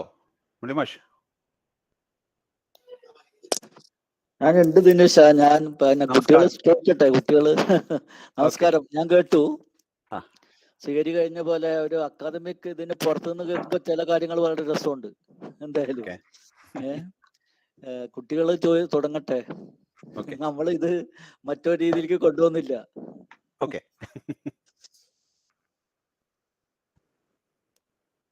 മാഷെ നമ്മളൊക്കെ കുട്ടികളാണ്. മാഷ് സപ്ലിമെന്റ് ചെയ്യും. എല്ലാവരും കുട്ടികളാണ് അല്ലേ? എല്ലാവരും നമ്മൾ പരസ്പരം കുട്ടികളെന്ന് നിൽക്കും. ഹലോ ഹലോ കേക്കാം. ഹലോ, കുഞ്ഞിരാമ മാഷാണ്. CK കുഞ്ഞിരാമ മാഷ് പയ്യന്നൂര്. മാഷ് വേസ്റ്റ് സ്റ്റാൻഡ് മലയാളത്തിൽ തർജ്ജമ ചെയ്തിട്ടുണ്ട്. മാഷ് സംസാരിക്കും. ഹലോ, നമസ്കാരം. ടോക്ക് വളരെ നന്നായിട്ടുണ്ട്. പക്ഷെ ഒരു കാര്യം, ഒന്നാം ലോക യുദ്ധം തുടങ്ങിയതിന് ശേഷമാണ് എലിയറ്റ് ഇതിന്റെ വർക്കിൽ ഏർപ്പെട്ട് എന്ന് ആണ് സാധാരണ പറഞ്ഞു കേട്ടുള്ളത്. പക്ഷേ കൂടുതൽ എലിയറ്റിന്റെ വീട്ടിൽ ചെന്ന് ഗവേഷണം നടത്തി അദ്ദേഹത്തിന്റെ പേപ്പേഴ്സൊക്കെ നോക്കിയിട്ടുള്ള ഒരു ഗവേഷക പറഞ്ഞിട്ടുള്ളത് അതിനു മുമ്പ് തന്നെ 1910 മുതൽ അദ്ദേഹം ഈ വേസ്റ്റ് ലാൻഡ് എഴുതാനുള്ള തുടക്കമിട്ടിരുന്നു എന്നാണ് അവർ പറഞ്ഞിട്ടുള്ളത്. അപ്പോൾ ആ ഒരു ചെറിയ അഭിപ്രായ വ്യത്യാസം എനിക്കുണ്ട്. ബാക്കിയൊക്കെ നല്ല. ദിനേശൻ വളരെ നന്നായിട്ട് സംസാരിച്ചു. വളരെ അക്കാഡമിക് അല്ലാത്ത രീതിയിൽ ശരിക്കും ഒരു വിമർശകന്റെ അല്ലെങ്കിൽ ഒരു ആസ്വാദകന്റെ പക്ഷത്ത് നിന്നുകൊണ്ട് അതും ആധുനികമായ നമ്മുടെ ഈ പുതിയ ലോകബോധത്തിന്റെ പശ്ചാത്തലത്തിൽ തന്നെ സംസാരിച്ചു എന്നാൽ വളരെ നല്ല കാര്യമാണ്. ഇത്രേ പറയാനുള്ളൂ. താങ്ക് യു മാഷ്. ഞാനൊരു പോയിന്റ് പറയുന്നത്, മാഷ് പറഞ്ഞത് അബ്സല്യൂട്ട്ലി അപ്രീഷിയേറ്റഡ്. കാര്യം ഇത് മറ്റൊരു പേഴ്സണൽ രീതിയിൽ ഈ കാര്യത്തിന്റെ ബാക്ക്ഗ്രൗണ്ട് സംസാരിച്ചിട്ടുണ്ട്. Because I consciously avoided it. എന്നുവെച്ചാൽ എലിയറ്റിന് പറഞ്ഞോട്ടെ. അതായത് എലിയറ്റിന് അദ്ദേഹത്തിന് എന്തോ ഒരു ഇമോഷണൽ ബ്രേക്ക് ഡൗൺ ഉണ്ടായിട്ടുണ്ട് വെൻ ഹിസ് ഫാദർ എക്സ്പയർഡ്. അച്ഛൻ മരിച്ചപ്പോൾ he had A nervous background. പിന്നെ അപ്പൊ അതിൽ നിന്നൊക്കെയുള്ള കുറച്ച് പേഴ്സണൽ പ്രശ്നങ്ങൾ കൊണ്ട് അങ്ങനെ അദ്ദേഹം സ്വിറ്റ്സർലാൻഡിലോട്ട് പോവുകയും വിത്ത് ഹിസ് വൈഫ് അവിടുന്ന് കുറെ മാനുസ്ക്രിപ്റ്റുകൾ എഴുതുന്നൊക്കെയുള്ള ഒരു ഇതുണ്ട്. ഐ തിങ്ക് ശ്രീഹരിക്കും മുരളി മാഷ്ക്കും they can help me in this. ഞാൻ പിന്നെ അത് എനിക്ക് ഒരുപാട് കൺഫ്യൂഷൻ ആവണ്ട അല്ലെങ്കിൽ രണ്ടും കൂടെ മിക്സ് ചെയ്യണ്ടെന്ന് വെച്ചിട്ട് I just kept it consciously aside. മാഷേ താങ്ക് യു. ഇത് എന്റെ ഒരു ധാരണ 1910 love song of J Alfred Hitchcock എഴുതി കഴിഞ്ഞതിന് ശേഷം 18 ശേഷം ഉള്ള ഒരു കാലത്ത് ആണ് ഈ വർക്ക് ആരംഭിക്കുന്നത് എന്നാണ് ഞാൻ മനസ്സിലാക്കിയിട്ടുള്ളത്. 18 ശേഷമുള്ള ഒരു കാലത്ത്, അത് 21 ശരത്കാലത്തില് അദ്ദേഹം സ്വിറ്റ്സർലൻഡിൽ എത്തുകയും അവിടെ വെച്ച് അദ്ദേഹത്തിന് ശാരീരികമായ എന്തൊക്കെയോ പ്രശ്നങ്ങൾ ഉണ്ടാവുകയും ചെയ്യുന്നുണ്ട്. ഈ നിമോണിയ ലൈക്ക് എന്തൊക്കെയോ പ്രശ്നങ്ങൾ ഉണ്ടായിട്ട് അതിൽ നിന്നുള്ള ഒരു കുതറൽ കൂടിയായിരുന്നു 21 ശരത്കാലത്തിൽ എഴുതി തീർത്ത വേസ്റ്റ് ലാൻഡ് എന്ന് ഞാൻ അങ്ങനെ ഒരു ധാരണ എന്റെ അകത്തുണ്ട്. 22 അത് പ്രസിദ്ധീകരിക്കുന്നത് എന്നും. ഇത് സത്യത്തിൽ മറ്റേ മാഷ് പറഞ്ഞ പോലെ, ദിനേശൻ പറഞ്ഞതുപോലെ ഒരു തലമുറയുടെ നിരാശ അവതരിപ്പിച്ചു എന്നത് തന്നെയാണ് അതിന്റെ ഒരു ആഴം എന്നാണ് തോന്നുന്നത്. എല്ലാ ഹരിതവും പറ്റിയ പാറകൾ മാത്രം ബാക്കിയായ ഒരു ലോകബോധത്തിന്റെ മുകളിലേക്കാണ് ദ വേസ്റ്റ് ലാൻഡ് എന്ന കൃതി രൂപപ്പെടുന്നത് എന്നാണ് ക്രമരഹിതമായിട്ടുള്ള ഇമേജറിയും വളരെ ചാർജിങ് ജമ്പുകളുള്ള രൂപഘടനയും ഒക്കെ ആയിട്ട് നിരാശയുടെ പ്രമേയത്തിൽ ഇങ്ങനെ ഏകീകരിക്കപ്പെട്ട ഒരു ഒരു ഒരു ശില്പം. ശരിക്കും പറഞ്ഞിട്ടുണ്ടെങ്കിൽ അതിന് ഈ നമ്മളിപ്പോ പറയല്ലോ ഈ തകർന്ന ശില്പം എന്ന് പറയുമ്പോഴും അതിന് എവിടെയോ പ്രമേയപരമായിട്ടൊരു ഒരു ഒരു ഒരു ഒരു ഒരു ത്രെഡ് ഉണ്ട്. ആ പ്രമേയപരമായ ത്രെഡാണ് ഒരു പക്ഷേ അതിനെ പിൽക്കാലത്ത് ആധുനികതയുടെ പ്രധാനപ്പെട്ട കവിതകൾ ഒന്നായിട്ട് വായിക്കാനുള്ള കാരണമായി തീർന്നത് എന്ന് എനിക്ക് തോന്നുന്നുണ്ട്. നമുക്ക് അതിൽ അനവധി തിരച്ചിലുകൾ കാണാം. ആ കവിതയ്ക്കകത്ത് അനവധി തിരച്ചിലുകൾ കാണാം. എങ്ങും എത്താതെ ഒടുങ്ങിപ്പോകുന്ന ഒരുപാട് തിരച്ചിലുകൾ. പക്ഷെ എന്താ പറയാ, 1914-നും 18-നും ഇടയിൽ ഒന്നാം ലോക മഹായുദ്ധത്തിന്റെ വിനാശകരമായിട്ടുണ്ടായിരുന്ന അവസ്ഥാവിശേഷങ്ങളെ അഡ്രസ് ചെയ്യാൻ അങ്ങനെ അല്ലാത്തൊരു ഘടനയ്ക്ക് കവിതയിലെങ്കിലും ആകുമായിരുന്നില്ല എന്ന് തന്നെയാണ്. 800 വരി ഉണ്ടായിരുന്നു അതിന്റെ ആദ്യത്തെ ഫോമിൽ നിന്നാണ് 800 വരി. അത് എസ്ര പൗണ്ട് ആണ് 433 വരികളിലേക്ക് അത് കട്ട് ഷോട്ട് ചെയ്യുന്നത് എന്ന് വായിച്ചു. എസ്ര പൗണ്ട് അത് കട്ട് ഷോട്ട് ചെയ്തിട്ട് അതിനെ ആ രൂപത്തിലാക്കിയതിന്റെ ഒരു ഒരു എന്താ പറയാ, എലിയറ്റിനുള്ള അദ്ദേഹത്തിനോടുള്ള ആ ഒരു എന്താ പറയാ ഡെഡിക്കേഷൻ ഉണ്ടല്ലോ, അതാണ് അതിന്റെ ആദ്യത്തെ ഒരു ഒരു സാധനം. അത് ഒരു ഒരു ഒരു എപ്പിഗ്രാഫ് ഉണ്ടല്ലോ അത് എനിക്ക് എന്റെ ഓർമ്മയിൽ നിന്ന് വരുന്നില്ല ആ സാധനം. അതിൽ ഒരു എപ്പിഗ്രാഫ് ഉണ്ടല്ലോ, ആ എപ്പിഗ്രാഫ് വളരെ കൃത്യമായിട്ട് അതിനെ അയ്യപ്പണിക്കർ അത് വളരെ മനോഹരമായിട്ട് ട്രാൻസ്ലേറ്റ് ചെയ്ത് വെച്ചിട്ടുണ്ട്. അതിന്റെ ഏറ്റവും തുടക്കത്തിൽ ട്രാൻസ്ലേറ്റ് ചെയ്തത് അയ്യപ്പണിക്കർ ട്രാൻസ്ലേഷൻ ഏറെക്കുറെ കൃത്യമാണ് എന്ന് എനിക്ക് തോന്നിയത്. അത് എനിക്ക് പലരും അതിനെക്കുറിച്ച് പറഞ്ഞിട്ടുള്ളത് ഷാർപ്പാണ് എന്നാണ്. നമ്മളത് വേർഡ് ബൈ വേർഡ് എടുത്ത് വെക്കുന്ന സമയത്തും ഈ വിവർത്തനത്തിന്റെ സാധ്യതകൾ മുഴുവൻ പരിശോധിക്കുമ്പോഴൊക്കെ ഹീപ്പ് ഓഫ് ബ്രോക്കൺ ഇമേജസ് എന്നതൊക്കെ സാറ് ചെയ്തു വെച്ചിട്ടുള്ളത് ഷാർപ്പ് തന്നെയാണ്. അതും ആധുനിക കാവ്യ ലോകബോധവും ആധുനിക കവിതയുടെ ശില്പബോധവും മലയാളം പോലെ ഒരു ഭാഷയിലും കവിതയിലും രൂപപ്പെട്ടിട്ടില്ലാത്ത കാലത്താണ് സാർ അത് ചെയ്യുന്നത്. അങ്ങനെ ഒരു ഇപ്പോ the burial of the died എന്നുള്ളതിന് ശവസംസ്കാരം എന്നും ദ ഫയർ സെർമോൺ എന്നതിന് അഗ്നിപ്രഭാഷണം എന്നും വാട്ട് ദ തണ്ടർ സെഡ് എന്നതിന് ഇടിനാദം പറഞ്ഞത് എന്നും ഡെത്ത് ബൈ വാട്ടർ ജലം മൂലം മൃത്യു എന്ന് തന്നെയാണ് അതിന്റെ ഏറ്റവും ഭംഗിയുള്ള ട്രാൻസ്ലേഷൻ എന്നാണ് എനിക്ക് തോന്നുന്നത്. ജലം കാരണം എന്നതിന് പകരം ജലം മൂലം എന്നത് ആ വാക്ക് സൃഷ്ടിക്കുന്ന ഒരു ഒരു ഒരു സ്വഭാവമുണ്ട്. അതിനകത്തൊക്കെ കിടക്കുന്ന ഈ ചെതറിക്കിടക്കുന്ന പ്രത്യക്ഷവും പരോക്ഷവുമായ സാംസ്കാരിക സ്വാധീനതയുടെ സമ്പുടം ഇതിനെ അങ്ങനെ ചേർത്ത് പിടിക്കുന്നിടത്ത് എല്ലാ അഭിനിവേശങ്ങളും നഷ്ടപ്പെടുന്ന മനുഷ്യന്റെ ദൈവം, മതം, ആത്മീയത, ഭൗതികത ഇതൊക്കെ നഷ്ടപ്പെടുന്നു. പിരിച്ചുവിടലിന്റെയും ആത്മീയ വരൾച്ചയുടെയും ദർശനം എന്നൊക്കെ പറയാവുന്ന രീതിയിൽ ഞാൻ സമയം എടുക്കുന്നില്ല.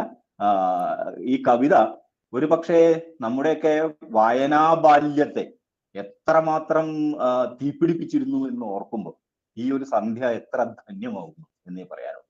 നന്ദി. Thank U.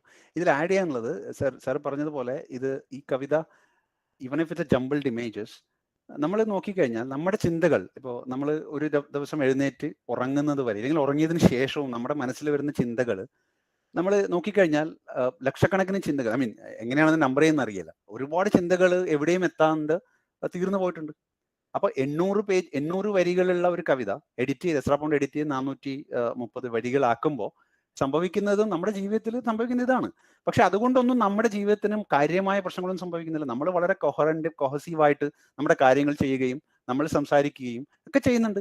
പക്ഷെ ഇതിന്റെയൊക്കെ ഈ ഒരു വളരെ ശാന്തമായ ഒരു അന്തരീക്ഷത്തിന് താഴെ നമ്മുടെ മനസ്സിൽ നടക്കുന്ന കൊഴിളക്കങ്ങൾ ഇല്ലെങ്കിൽ കടൽക്ഷോഭങ്ങൾ നമ്മൾ പേപ്പറിലേക്ക് എഴുതാൻ ശ്രമിച്ചു കഴിഞ്ഞാൽ ഭയങ്കര രസമായിരിക്കും. കാര്യം അതാണല്ലോ ഡയറി എഴുത്തിന്റെ ഒക്കെ ഒരു മനോഹാരിത. ഡയറി എഴുതുമ്പോൾ നമ്മൾ എഴുതുമ്പോൾ the moment I take the pen ഞാൻ എഴുത്തുകാരനായി മാറും. അപ്പൊ നമ്മൾ സ്റ്റൈലും ക്രാഫ്റ്റ് ഒക്കെ നോക്കും.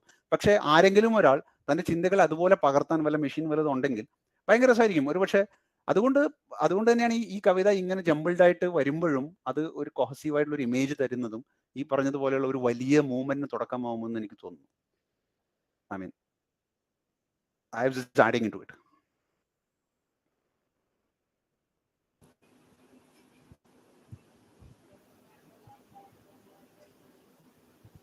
ദിനേശൻ സാറ് പറഞ്ഞ് അവസാനിപ്പിച്ചത് ആ ശാന്തി ദർശനത്തെ കുറിച്ച് പറഞ്ഞുകൊണ്ടാണ്. അപ്പോൾ അതിനകത്ത് ഓം എന്നുള്ളത് കട്ട് ചെയ്തിട്ടുണ്ട് എന്നും ശാന്തി ദർശനം എന്നല്ല ശാന്തി എന്ന് അവസാനിക്കുന്നതായിരുന്നു. അത് നമുക്ക് ഏതെങ്കിലും തരത്തിലുള്ള ഒരു പൊളിറ്റിക്കൽ ആയിട്ടുള്ള റീഡിങ്ങിലേക്ക് നമുക്ക് ആ ഒരു കൺക്ലൂഷനിൽ പോകാൻ പറ്റുമെന്നുള്ളൊരു സംശയമാണ് എനിക്ക് ചോദിക്കാൻ. നന്ദൻ, ആദ്യത്തെ കാര്യം എന്നെ സാർന്ന് വിളിക്കരുത്, ദിനേശ് എന്ന് വിളിക്കുക. ഓക്കെ, ഒരുപാട് ഡിസ്റ്റൻസ്. രണ്ടാമത്തെ, ഞാൻ ഓം കട്ട് ചെയ്തു എന്നല്ല പറഞ്ഞത്, ഞാൻ അറിയാതെ നമ്മുടെ ഒരു ശീലം വെച്ചിട്ട് ഓം ശാന്തി എന്ന് പറഞ്ഞു പോയതാ. അങ്ങനെയില്ല, ശാന്തി ശാന്തി ശാന്തി എന്ന് തന്നെയാണ് കവിത അവസാനിക്കുന്നത്. ഓക്കെ, അപ്പൊ അതിൻ്റെ ഒരു എനിക്ക് തോന്നിയൊരു പൊളിറ്റിക്കൽ സംഭവം എന്ന് പറയുന്നത് ഒരുപക്ഷെ ഈ കൊളോണിയൽ സംഭവമായിരിക്കാം എന്ന്, അത് പ്യൂർലി സബ്ജക്റ്റീവ്. അതിന് പക്ഷെ ഇത് പറഞ്ഞ പോലെ ഞാൻ നേരത്തെ പറഞ്ഞതുപോലെ ന്യൂ ക്രിറ്റിസിസം ലൈനിൽ, അതായത് വായനക്കാരൻ്റെ അല്ലെങ്കിൽ ആസ്വാദകന്റെ രീതിയിൽ ഇതിനെ ഇന്നത്തെ കാലത്തെ പൊളിറ്റിക്സുമായി കണക്ട് ചെയ്ത് വി കൻ ഓൾവേസ്, കാരണം അതാണല്ലോ ഒരു കവിതയുടെ സാർവലൗകികത എന്നോ അല്ലെങ്കിൽ അതിൻ്റെ എന്താ പറയുക കാലങ്ങളെയൊക്കെ അതിജീവിക്കുന്ന ക്വാളിറ്റി എന്ന് പറയുന്ന കാര്യം. So I think you can always think in those lines.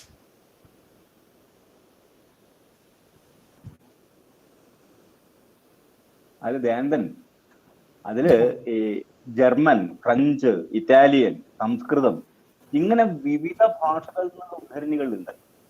അതേപോലെ തന്നെ ഈ അതിന്റെ ഒരു ശ്ലഥരൂപം, അതേപോലെ ഇന്റർടെക്സ്ച്വൽ ആയിട്ടുള്ള പരാമർശം, 431 ഫുട് നോട്ട് ഉണ്ട് അതിന്. ഈ ഫുട് നോട്ട് അത് സാർ പറഞ്ഞു, അത് വിശദമായിട്ട് പറഞ്ഞു. ഈ ഫുട് നോട്ട് അടക്കമാണ് ആ കൃതി പുറത്തു വരുന്നത്.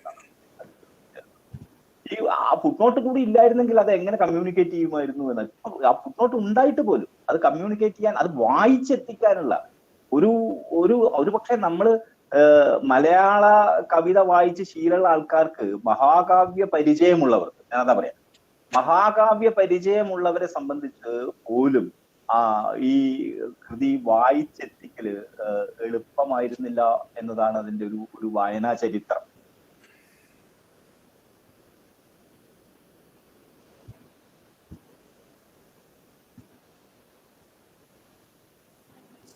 നമ്മൾ പഠിക്കാനുള്ള കുട്ടികൾ എന്തെങ്കിലും സംശയങ്ങൾ ചോദിക്കാമോ?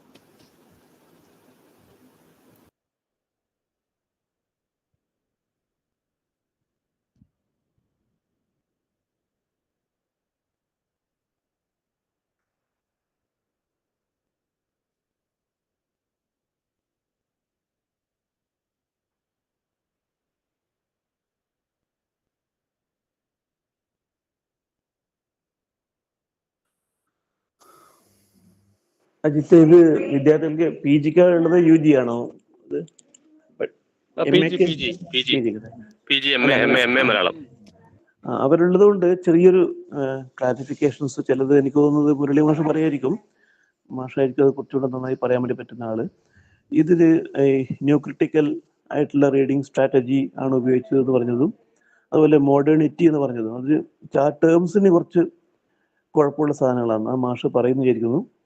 പിന്നെ അല്ല, ദിനേശൻ ഈ ഫീൽഡിൽ ഇല്ലാത്ത ആളായതുകൊണ്ട് നമ്മൾ പറയുന്നതാണ്. മറ്റേ ഇത് ഈ ഒരു അരമണിക്കൂർ കൊണ്ട് ഈ വലിയ സാധനം പറയുക എന്നുള്ളത് വളരെ ഹെർക്യൂലിയൻ ടാസ്ക്കാണ്. അത് ചെയ്യണം തന്നെ അപാരമായിട്ടുള്ള ധൈര്യം വേണം. അത് ദിനേശിന് മാത്രമേ ചെയ്യാൻ പറ്റുള്ളൂ. നമ്മുടെ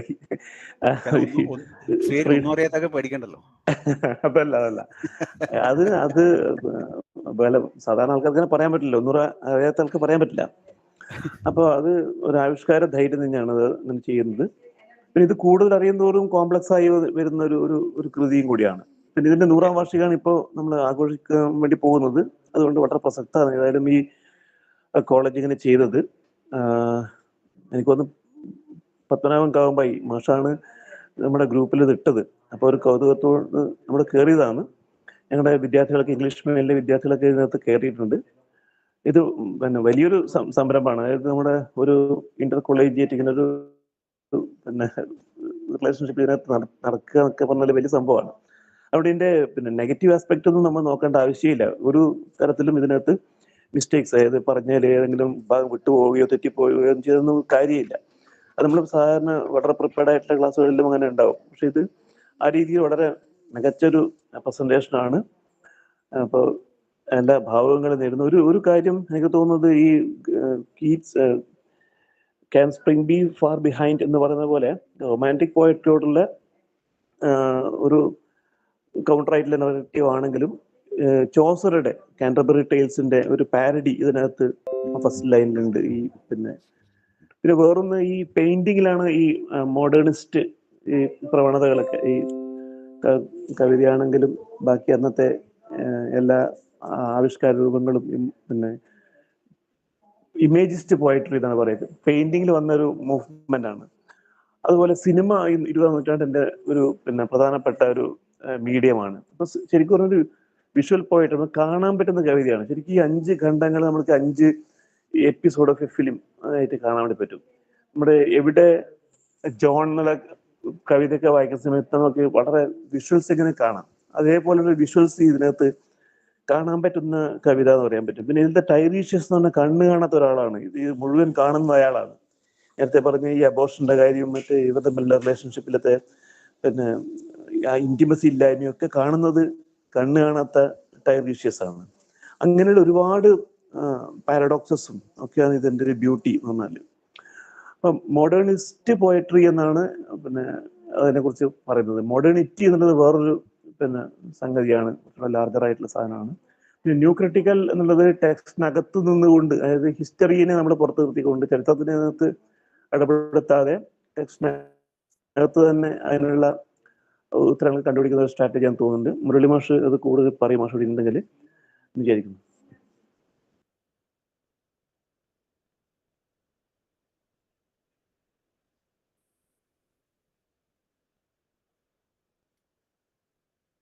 ദിനേശ, വളരെ നന്നായി. പിന്നെ ചില കാര്യങ്ങൾ, ഒന്നാം ലോക മഹായുദ്ധത്തെ കുറിച്ച് നമ്മൾ പറയുന്ന സമയത്ത് നമ്മുടെ ഒന്നാം ലോക മഹായുദ്ധത്തിനെ കുറിച്ച് നമ്മളെ പഠിപ്പിച്ചത് പടിഞ്ഞാറുകാരാണെന്നുള്ളതാണ് അതിൻ്റെ ഏറ്റവും വലിയ കുഴപ്പം. അവർ പറഞ്ഞ കാര്യങ്ങൾ അതുപോലെ നമ്മൾ സ്വീകരിക്കുമ്പോഴാണ് ഒന്നാം ലോക മഹായുദ്ധം യൂറോപ്പിനെ നശിപ്പിച്ചു എന്നൊക്കെ നമുക്ക് തോന്നുക. പക്ഷെ ഒന്നാം ലോക മഹായുദ്ധം കഴിഞ്ഞതിന് ശേഷം എന്താണ് സംഭവിച്ചത് ലോകത്ത് എന്ന് നമ്മൾ ആലോചിക്കുമ്പോഴാണ് നമുക്ക് അതിൻ്റെ ഭീകരത മനസ്സിലാവുക. ഒന്നാം ലോക മഹായുദ്ധം ശരിക്ക് യൂറോപ്പിൻ്റെ ഒരു പൊള്ളത്തരം കാണിക്കുന്ന ഒരു യുദ്ധമായിരുന്നു. അതോടുകൂടിയാണ് ഇന്ത്യക്കാരും ആഫ്രിക്കക്കാരും ഒക്കെ ഉള്ള പട്ടാളക്കാരായുള്ള യൂറോപ്യൻ, പ്രത്യേകിച്ച് ഇംഗ്ലീഷ് സേന,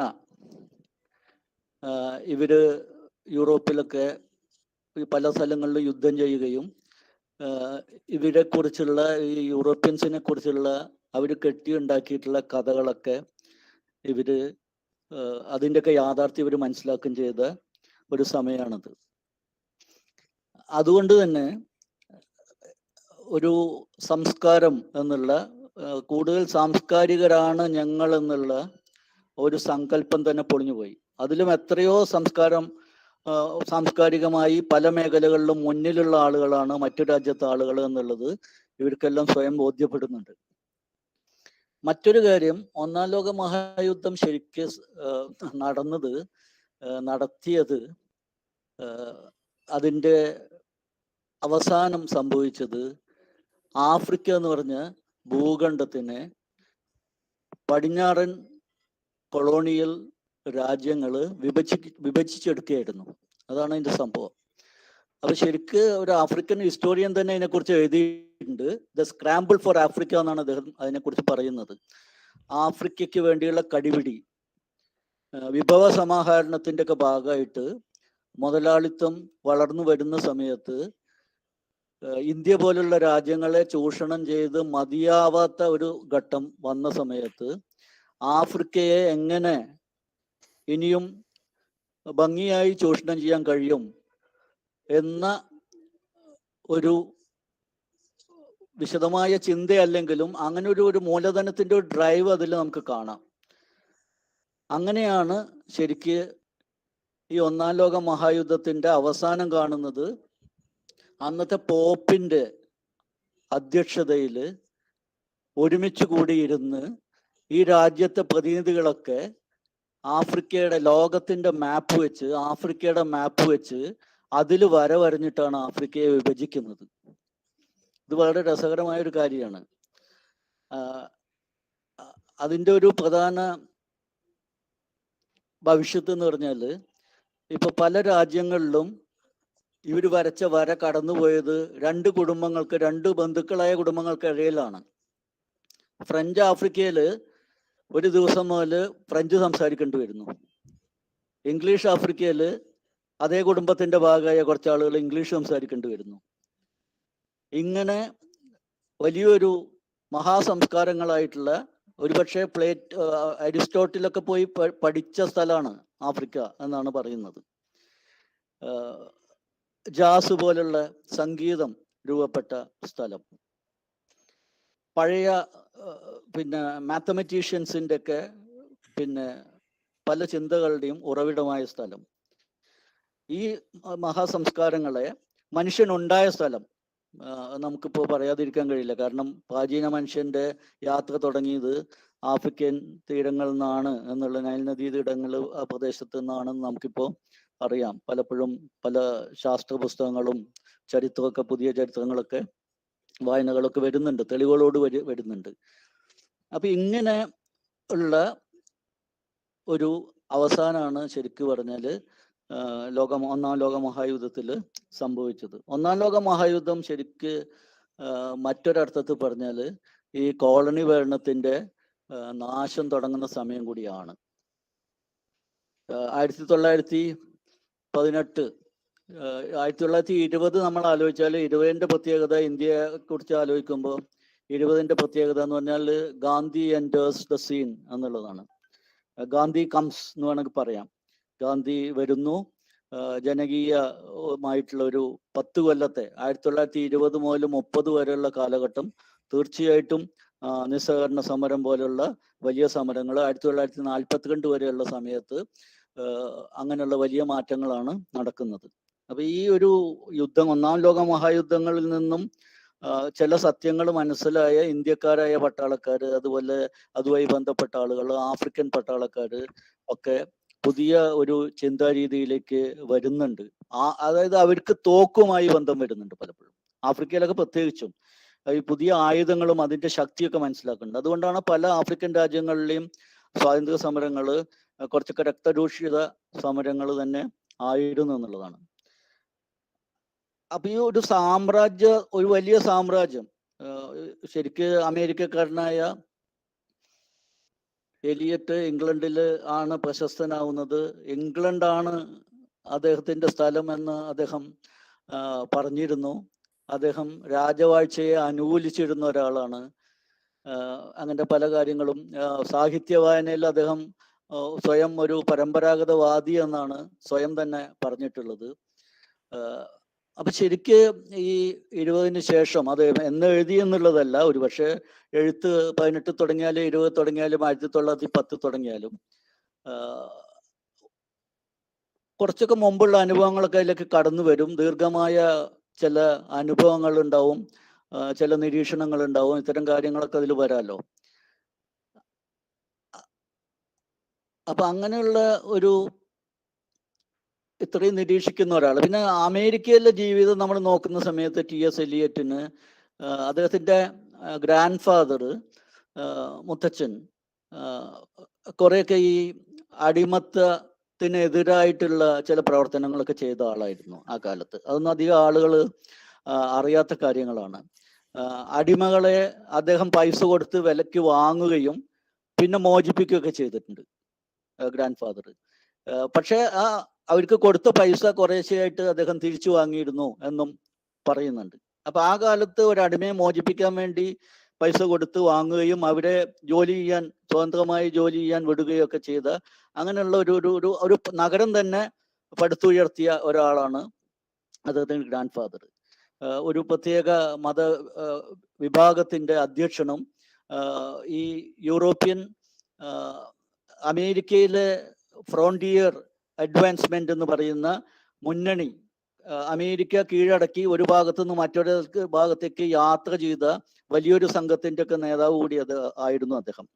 അവിടെ പള്ളി സ്ഥാപിക്കുകയും ഇങ്ങനെ കാര്യങ്ങളൊക്കെ ചെയ്തതോടുകൂടി ഇത്തരം കാര്യങ്ങളും കൂടി അദ്ദേഹം അതിന്റെ കൂടെ ഒക്കെ ചെയ്തിരുന്നു. അങ്ങനെ ഒരു സാധാരണ ഒരു രീതിയിൽ നിന്നും വ്യത്യസ്തമായ ഒരു ബോധം എലിയറ്റിന് തീർച്ചയായിട്ടും ഉണ്ടായിരുന്നു. അതിന്റെ പ്രതിഫലനങ്ങളൊക്കെ ഇതിൽ കാണാൻ കഴിയുന്നുണ്ട് എന്നുള്ളതാണ്.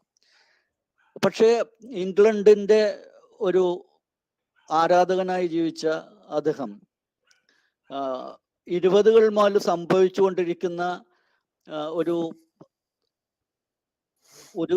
ചെതറലുണ്ടല്ലോ, ഒരു സാമ്രാജ്യത്വത്തിന്റെ ഒരു ചെതറൽ അനുഭവപ്പെടും. ഒരു എന്താ പറയുക, സാമ്രാജ്യം തകരുന്നുകൊണ്ടിരുന്നത് 1920 ശരിക്കും ഇന്ത്യൻ സ്വാതന്ത്ര്യ സമരത്തെ കുറിച്ചൊക്കെ പഠിച്ച ഒരുപാട് ആളുകൾ പറയുന്നത് ഒരു 30ഓടുകൂടി ഇന്ത്യൻ സ്വാതന്ത്ര്യ സമരം ശരിക്ക് പറഞ്ഞാൽ വിജയിച്ചു കഴിഞ്ഞു എന്നുള്ളതാണ്. ബാക്കി കുറച്ച് കൊല്ലങ്ങൾ അത് കൈമാറ്റത്തിന് വേണ്ടി എടുത്ത കൊല്ലങ്ങളാണ് എന്നുള്ളതാണ്.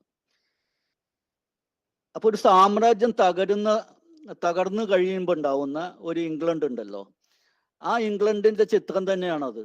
ശരിക്കും അതിൽ വല്ലാതെ വിഷമമുള്ള ഒരാൾ കൂടിയാണ് പിന്നെ എലിയറ്റ് എന്നാണ് ഒരർത്ഥത്തിൽ വായിച്ചാൽ നമുക്ക് മനസ്സിലാവുക. കാരണം പക്ഷേ ഇതിൽ ആഡ് ചെയ്യാൻ എസ്രാ പൗണ്ട് അവസാനം ഫാഷിസ്റ്റ് സപ്പോർട്ടർ ആയിരുന്നു. അതെ അതെ അതെ അതെ അതെ. എസ്രാ പൗണ്ടിനെ കുറിച്ചുള്ള ഏറ്റവും വലിയ പരാതി അതാണ്. അതെ, നമ്മൾ മുഴുവനായിട്ട് അത് സ്വീകരിച്ച് ചില കാര്യങ്ങൾ അങ്ങനെ നമ്മൾ ഒരാളെ ഫാസിസ്റ്റാന്ന് മുതുക കുത്തുന്നതിലൊക്കെ ചില പ്രശ്നങ്ങൾ ഉണ്ടെന്ന് തോന്നുന്നു മുഴുവനായിട്ട്.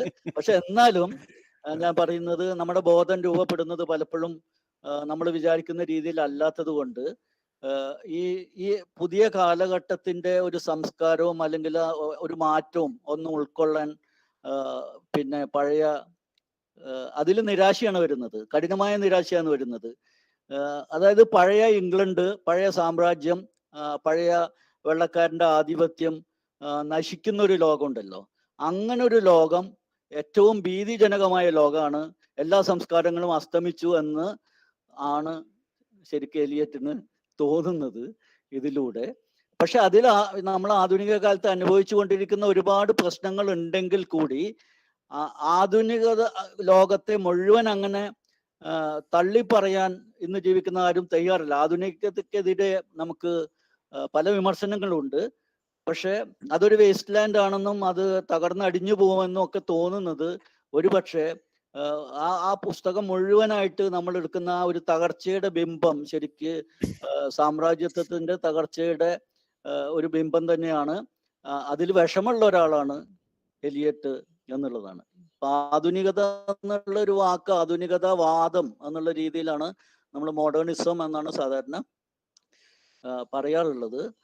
മോഡേണിറ്റി എന്ന് പറഞ്ഞാൽ മറ്റൊരു രീതിയിൽ മറ്റ് ജീവിത മേഖലകളിൽ അത് പ്രത്യക്ഷപ്പെടുമ്പോൾ, ഇത്തരം മാറ്റങ്ങൾ പ്രത്യക്ഷപ്പെടുമ്പോൾ ഉള്ള ഒരു ശാസ്ത്രീയമായ മാറ്റങ്ങളുടെ ഒക്കെ ഭാഗമായി ഉണ്ടാകുന്ന ഒരു ഇഫക്റ്റിന് നമ്മൾ മോഡേണിറ്റി എന്ന് സാധാരണ പറയാം. മോഡേണിസം എന്ന പുസ്തകങ്ങളിലൊക്കെ വരുന്ന ഒരു ആധുനികതാവാദം തന്നെയാണ്. അപ്പൊ അതിന് ഒരുപാട് പ്രശ്നങ്ങളുണ്ട്.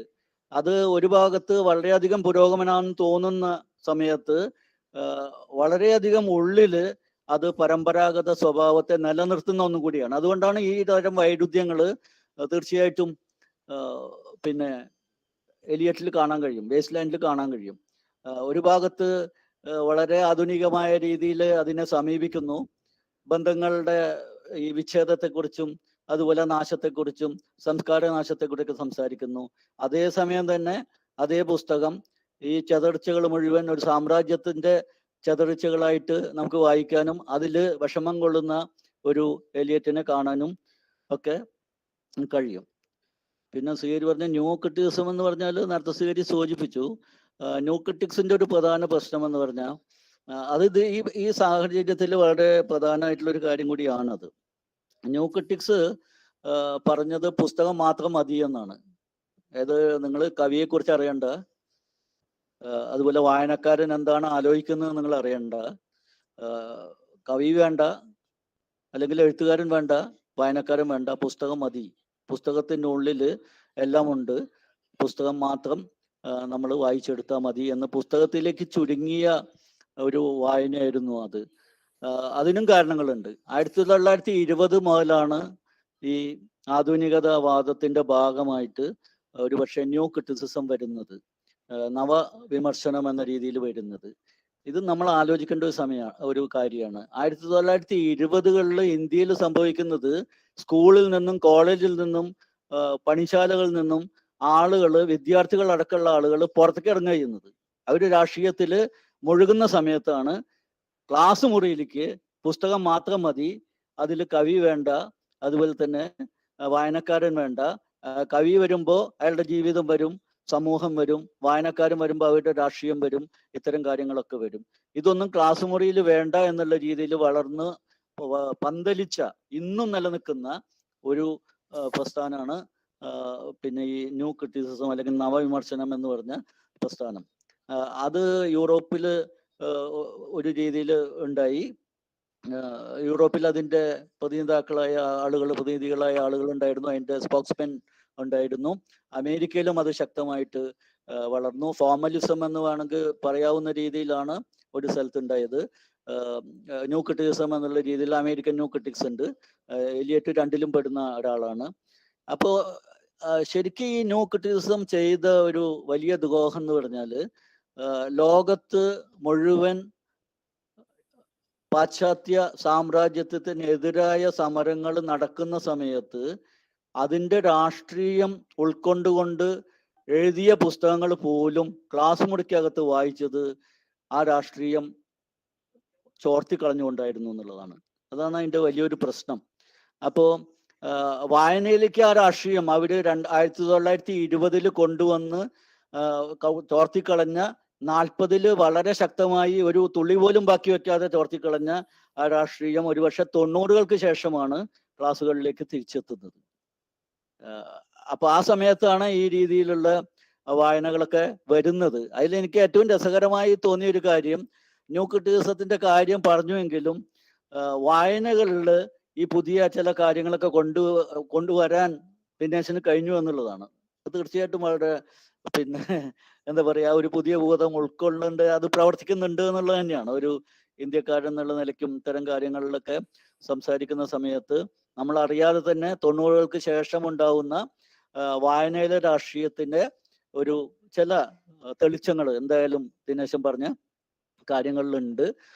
ലോകത്തെ വായനകളെ മുഴുവൻ ഒരർത്ഥത്തിൽ അതിൻ്റെ അരാഷ്ട്രീയമാക്കി മാറ്റിയ ആളുകളാണ് എലിയറ്റ് അടക്കമുള്ള പിന്നെ വിമർശകർ എന്നുള്ളതാണ്. 1920 മുതൽ പിന്നെ നവവിമർശകർ പഠിപ്പിച്ച ഇംഗ്ലീഷ് അധ്യാപകരാണ് അത് ഇന്ത്യയിലേക്ക് കൊണ്ടുവന്നത്. ഇന്ത്യയിലുള്ള മിക്കവാറും അധ്യാപകർ അങ്ങനെ പഠിച്ച, ഇംഗ്ലണ്ടിൽ നിന്നും പഠിച്ച ആളുകളായിരുന്നു. അവർ ആ കാലത്ത് കിട്ടിയ ഈ വായനാ രീതികളാണ് ക്ലാസ് മുറികളിൽ തുടർന്നു വന്നത്. അവരുടെ ശക്തി അവരുടെ പൈതൃകം എന്ന് വേണമെങ്കിൽ നമുക്ക് പറയാം. അവരുടെ പൈതൃകം എളുപ്പം നിഷേധിക്കാൻ പറ്റുന്നതായിരുന്നില്ല. അതുകൊണ്ട് 1990-ലാണ് വായനകളിൽ ഈ വലിയ മാറ്റങ്ങളൊക്കെ വന്നത്.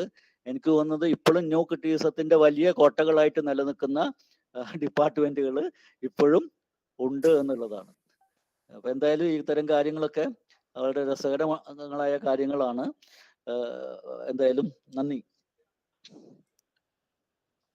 ഞാൻ ഇറ്റ്സ് ലൈക്ക് മുരളി മാഷ് എന്നെ 92, 93, 94 കാലത്തിൽ പയ്യന്നൂർ കോളേജിൽ പഠിപ്പിച്ചാണ്. അപ്പോൾ I was just relieving those days. മാഷ് താങ്ക് യു. അപ്പോൾ മാഷ് പറഞ്ഞ ഈ ആഫ്രിക്കൻ യൂറോപ്യൻ റിലേഷൻഷിപ്പ്, അതായത് ഈ കൊളോണിയൽ അധിനിവേശങ്ങൾ കൊണ്ട് ആഫ്രിക്കൻസിനുണ്ടായ പ്രശ്നങ്ങളും ആഫ്രിക്കൻസ് യൂറോപ്പിലേക്ക് മൈഗ്രേറ്റ് ചെയ്തപ്പോൾ അവരനുഭവിച്ച ഇമോഷണൽ പ്രോബ്ലംസ് ഒക്കെ നന്നായിട്ട് മനസ്സിലാക്കാൻ പറ്റുന്ന ഒരു കൂട്ടം പുസ്തകങ്ങൾ. അബ്ദുൾ റസാഖ് ഗുർണ കഴിഞ്ഞ വർഷത്തെ നോബൽ പ്രൈസ്, ഗ്രേവൽ ഹാർട്ട് എന്ന പാരഡൈസ് ഒക്കെ വായിച്ചാൽ ജസ്റ്റ് റെഫറൻസ്, ഞാൻ ആ പോയിന്റ് ജസ്റ്റ് പറയുന്നുള്ളൂ. ആർക്കെങ്കിലും അതിനെ കുറിച്ച് കൂടുതൽ മനസ്സിലാക്കണമെങ്കിൽ, വളരെ മൈന്യൂട്ടായിട്ട് മനസ്സിലാക്കണമെങ്കിൽ ഈ നോവൽസ് വായിച്ചാൽ ഐ തിങ്ക്. അതുപോലെ ഫ്രാൻസ് ഫാനന്റെ പുസ്തകങ്ങളൊക്കെ കുട്ടികൾക്ക് ഉപകാരപ്പെടും. എപ്പോഴും പിന്നെ ഇത്തരം കൊളോണിയൽ അനുഭവങ്ങളുടെ അതിന്റെ സൈക്കോളജിക്കൽ ഇഫക്റ്റ്, ഇത്തരം കാര്യങ്ങൾക്ക് ഫാനനൊക്കെ വളരെ ഫാനനാണ്. അതിന്റെ റെച്ചഡ് ഓഫ് ദി എർത്ത് എന്നൊക്കെ പറഞ്ഞ പുസ്തകങ്ങൾ എഴുതിയ ഫാനിന് ശേഷം വന്ന അതിന് കുറച്ചും കൂടിയും ഒരു പിന്നെ ഒരു മാർക്സിസ്റ്റ് അല്ലെങ്കിൽ ദളിത് ഫോക്കസ് ഒക്കെ കൊടുത്ത് ഗായത്രി ചക്രവർത്തി സ്പിവാക് ഒക്കെ കുട്ടികൾ വായിക്കേണ്ടതാണ് ഇതുമായിട്ട് ബന്ധപ്പെട്ടൊക്കെ.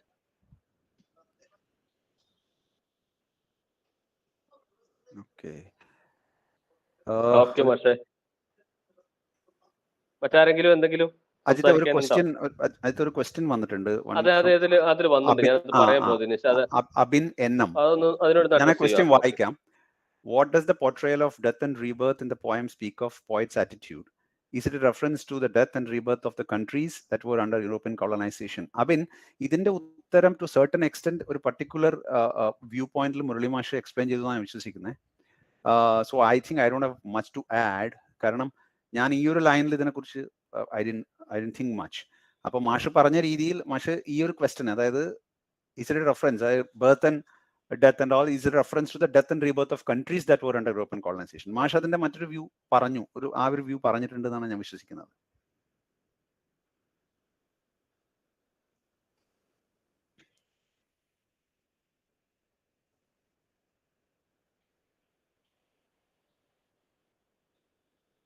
അജിത്ത്, കൂടുതൽ ക്വസ്റ്റ്യൻസ് ഒന്നും കാണുന്നില്ല. അജിത്ത്, പിന്നെ എന്താ പറയാ, അഭിനന്ദനങ്ങൾ. ഇങ്ങനെ ഒരു സംഗതി തുടങ്ങി വെച്ചത് വളരെ നന്നായി. തീർച്ചയായിട്ടും അത് അക്കാദമിക്ക് പുറത്തുള്ള ആളുകളാവുന്നത് വളരെ നന്നായി എന്നാണ് പറയുന്നത്. കാരണം അങ്ങനെ ഒരു ചർച്ചകൾ അത്യാവശ്യമാണ്. ഇത്തരം കാര്യങ്ങൾ, ഇന്ററാക്ഷൻസും അതുപോലെ കൂടുതൽ ജനാധിപത്യവൽക്കരിക്കപ്പെട്ട ചർച്ചകളാവുമ്പോൾ കൂടുതൽ ആളുകൾക്ക് ഒക്കെ കാര്യങ്ങൾ പറയാനും മറ്റ് പല നിലസ്ഥാനങ്ങളിൽ നിന്നും കാര്യങ്ങൾ കാണാനൊക്കെ പറ്റുന്ന അത് ഉണ്ടായി വരട്ടെ എന്നാണ് പറയുന്നത്. കുട്ടികൾ പിന്നെ സംസാരിക്കണം ആരെങ്കിലും. അതെ, പക്ഷേ അക്കാദമിക്ക് പുറത്തും അക്കാദമിക്കിനകത്തുമുള്ള ആൾക്കാരുടെ ഒരു മിക്സ് ആണ് നമ്മൾ ഉദ്ദേശിക്കുന്നത്. തീർച്ചയായും ഞങ്ങൾ മാഷയൊക്കെ പ്രതീക്ഷിക്കുന്നുണ്ട് അടുത്ത ക്ലാസ്സിലൊക്കെ ആയിട്ട്. ഞാൻ വിളിക്കാമെന്നാണ് വിചാരിക്കുന്നത്.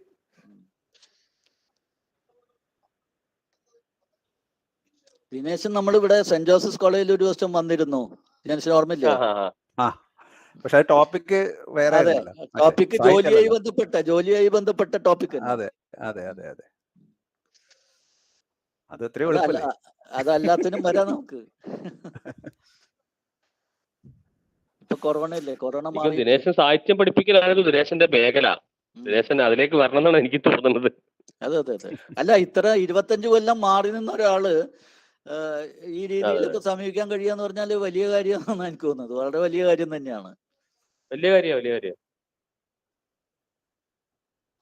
അക്കാഡമിക്സ് ദിനേശൻ ഇപ്പൊ 10-25 കൊല്ലമായിട്ട് അതിൽ നിന്ന് മാറിയിട്ട് വേറൊരു മേഖലയെ വർക്ക് ചെയ്യാം. ഈ വിഷയത്തിലേക്ക് വന്നപ്പോ ദിനേശൻ അതിനെപ്പറ്റി മൊത്തം ആലോചിക്കുകയും അതിനെപ്പറ്റി ഇപ്പം ഇന്ത്യയുടെ ഒരു അവസ്ഥയെ പറ്റി ദിനേശൻ പറഞ്ഞ കാര്യങ്ങളൊക്കെ ശരിക്കും നമ്മൾ എലിയറ്റിനെ അത് വെച്ചിട്ട് വീണ്ടും ആലോചിക്കേണ്ട കാര്യമാണ്. ഞാനത് അതിനെപ്പറ്റി അങ്ങനെ ആലോചിച്ചിട്ട് തന്നെ ഇല്ല. ഇന്ത്യയുടെ ഒരു അവസ്ഥയിൽ എലിയറ്റ് പറഞ്ഞ കാര്യം, സാമ്രാജ്യത്വം തുടങ്ങിയ വിഷയങ്ങൾ ഇതിലാണോ ബാധിക്കുന്നത്, എത്രത്തോളം എങ്ങനെയാ പറയുന്നുള്ള കാര്യങ്ങളൊക്കെ നമുക്ക് വീണ്ടും റീത്തിക്കേണ്ട വിഷയമാണ്. എന്തായാലും വലിയ സന്തോഷം. എനിക്ക് തോന്നുന്നു ഇപ്പോ ഒരു 2 മണിക്കൂറിനോട് അടുത്ത് നിൽക്കുന്നു. നമുക്ക് അവസാനിപ്പിക്കാൻ തോന്നുന്നു. നമ്മുടെ മലയാളം ഡിപ്പാർട്ട്മെന്റ് HOD ദയാനന്ദ മാഷ് ഇവിടെ ഉണ്ടെന്ന് വിചാരിക്കുന്നു. മാഷെ ഒന്ന് കൺക്ലൂഡ് ചെയ്യാം നിങ്ങള്.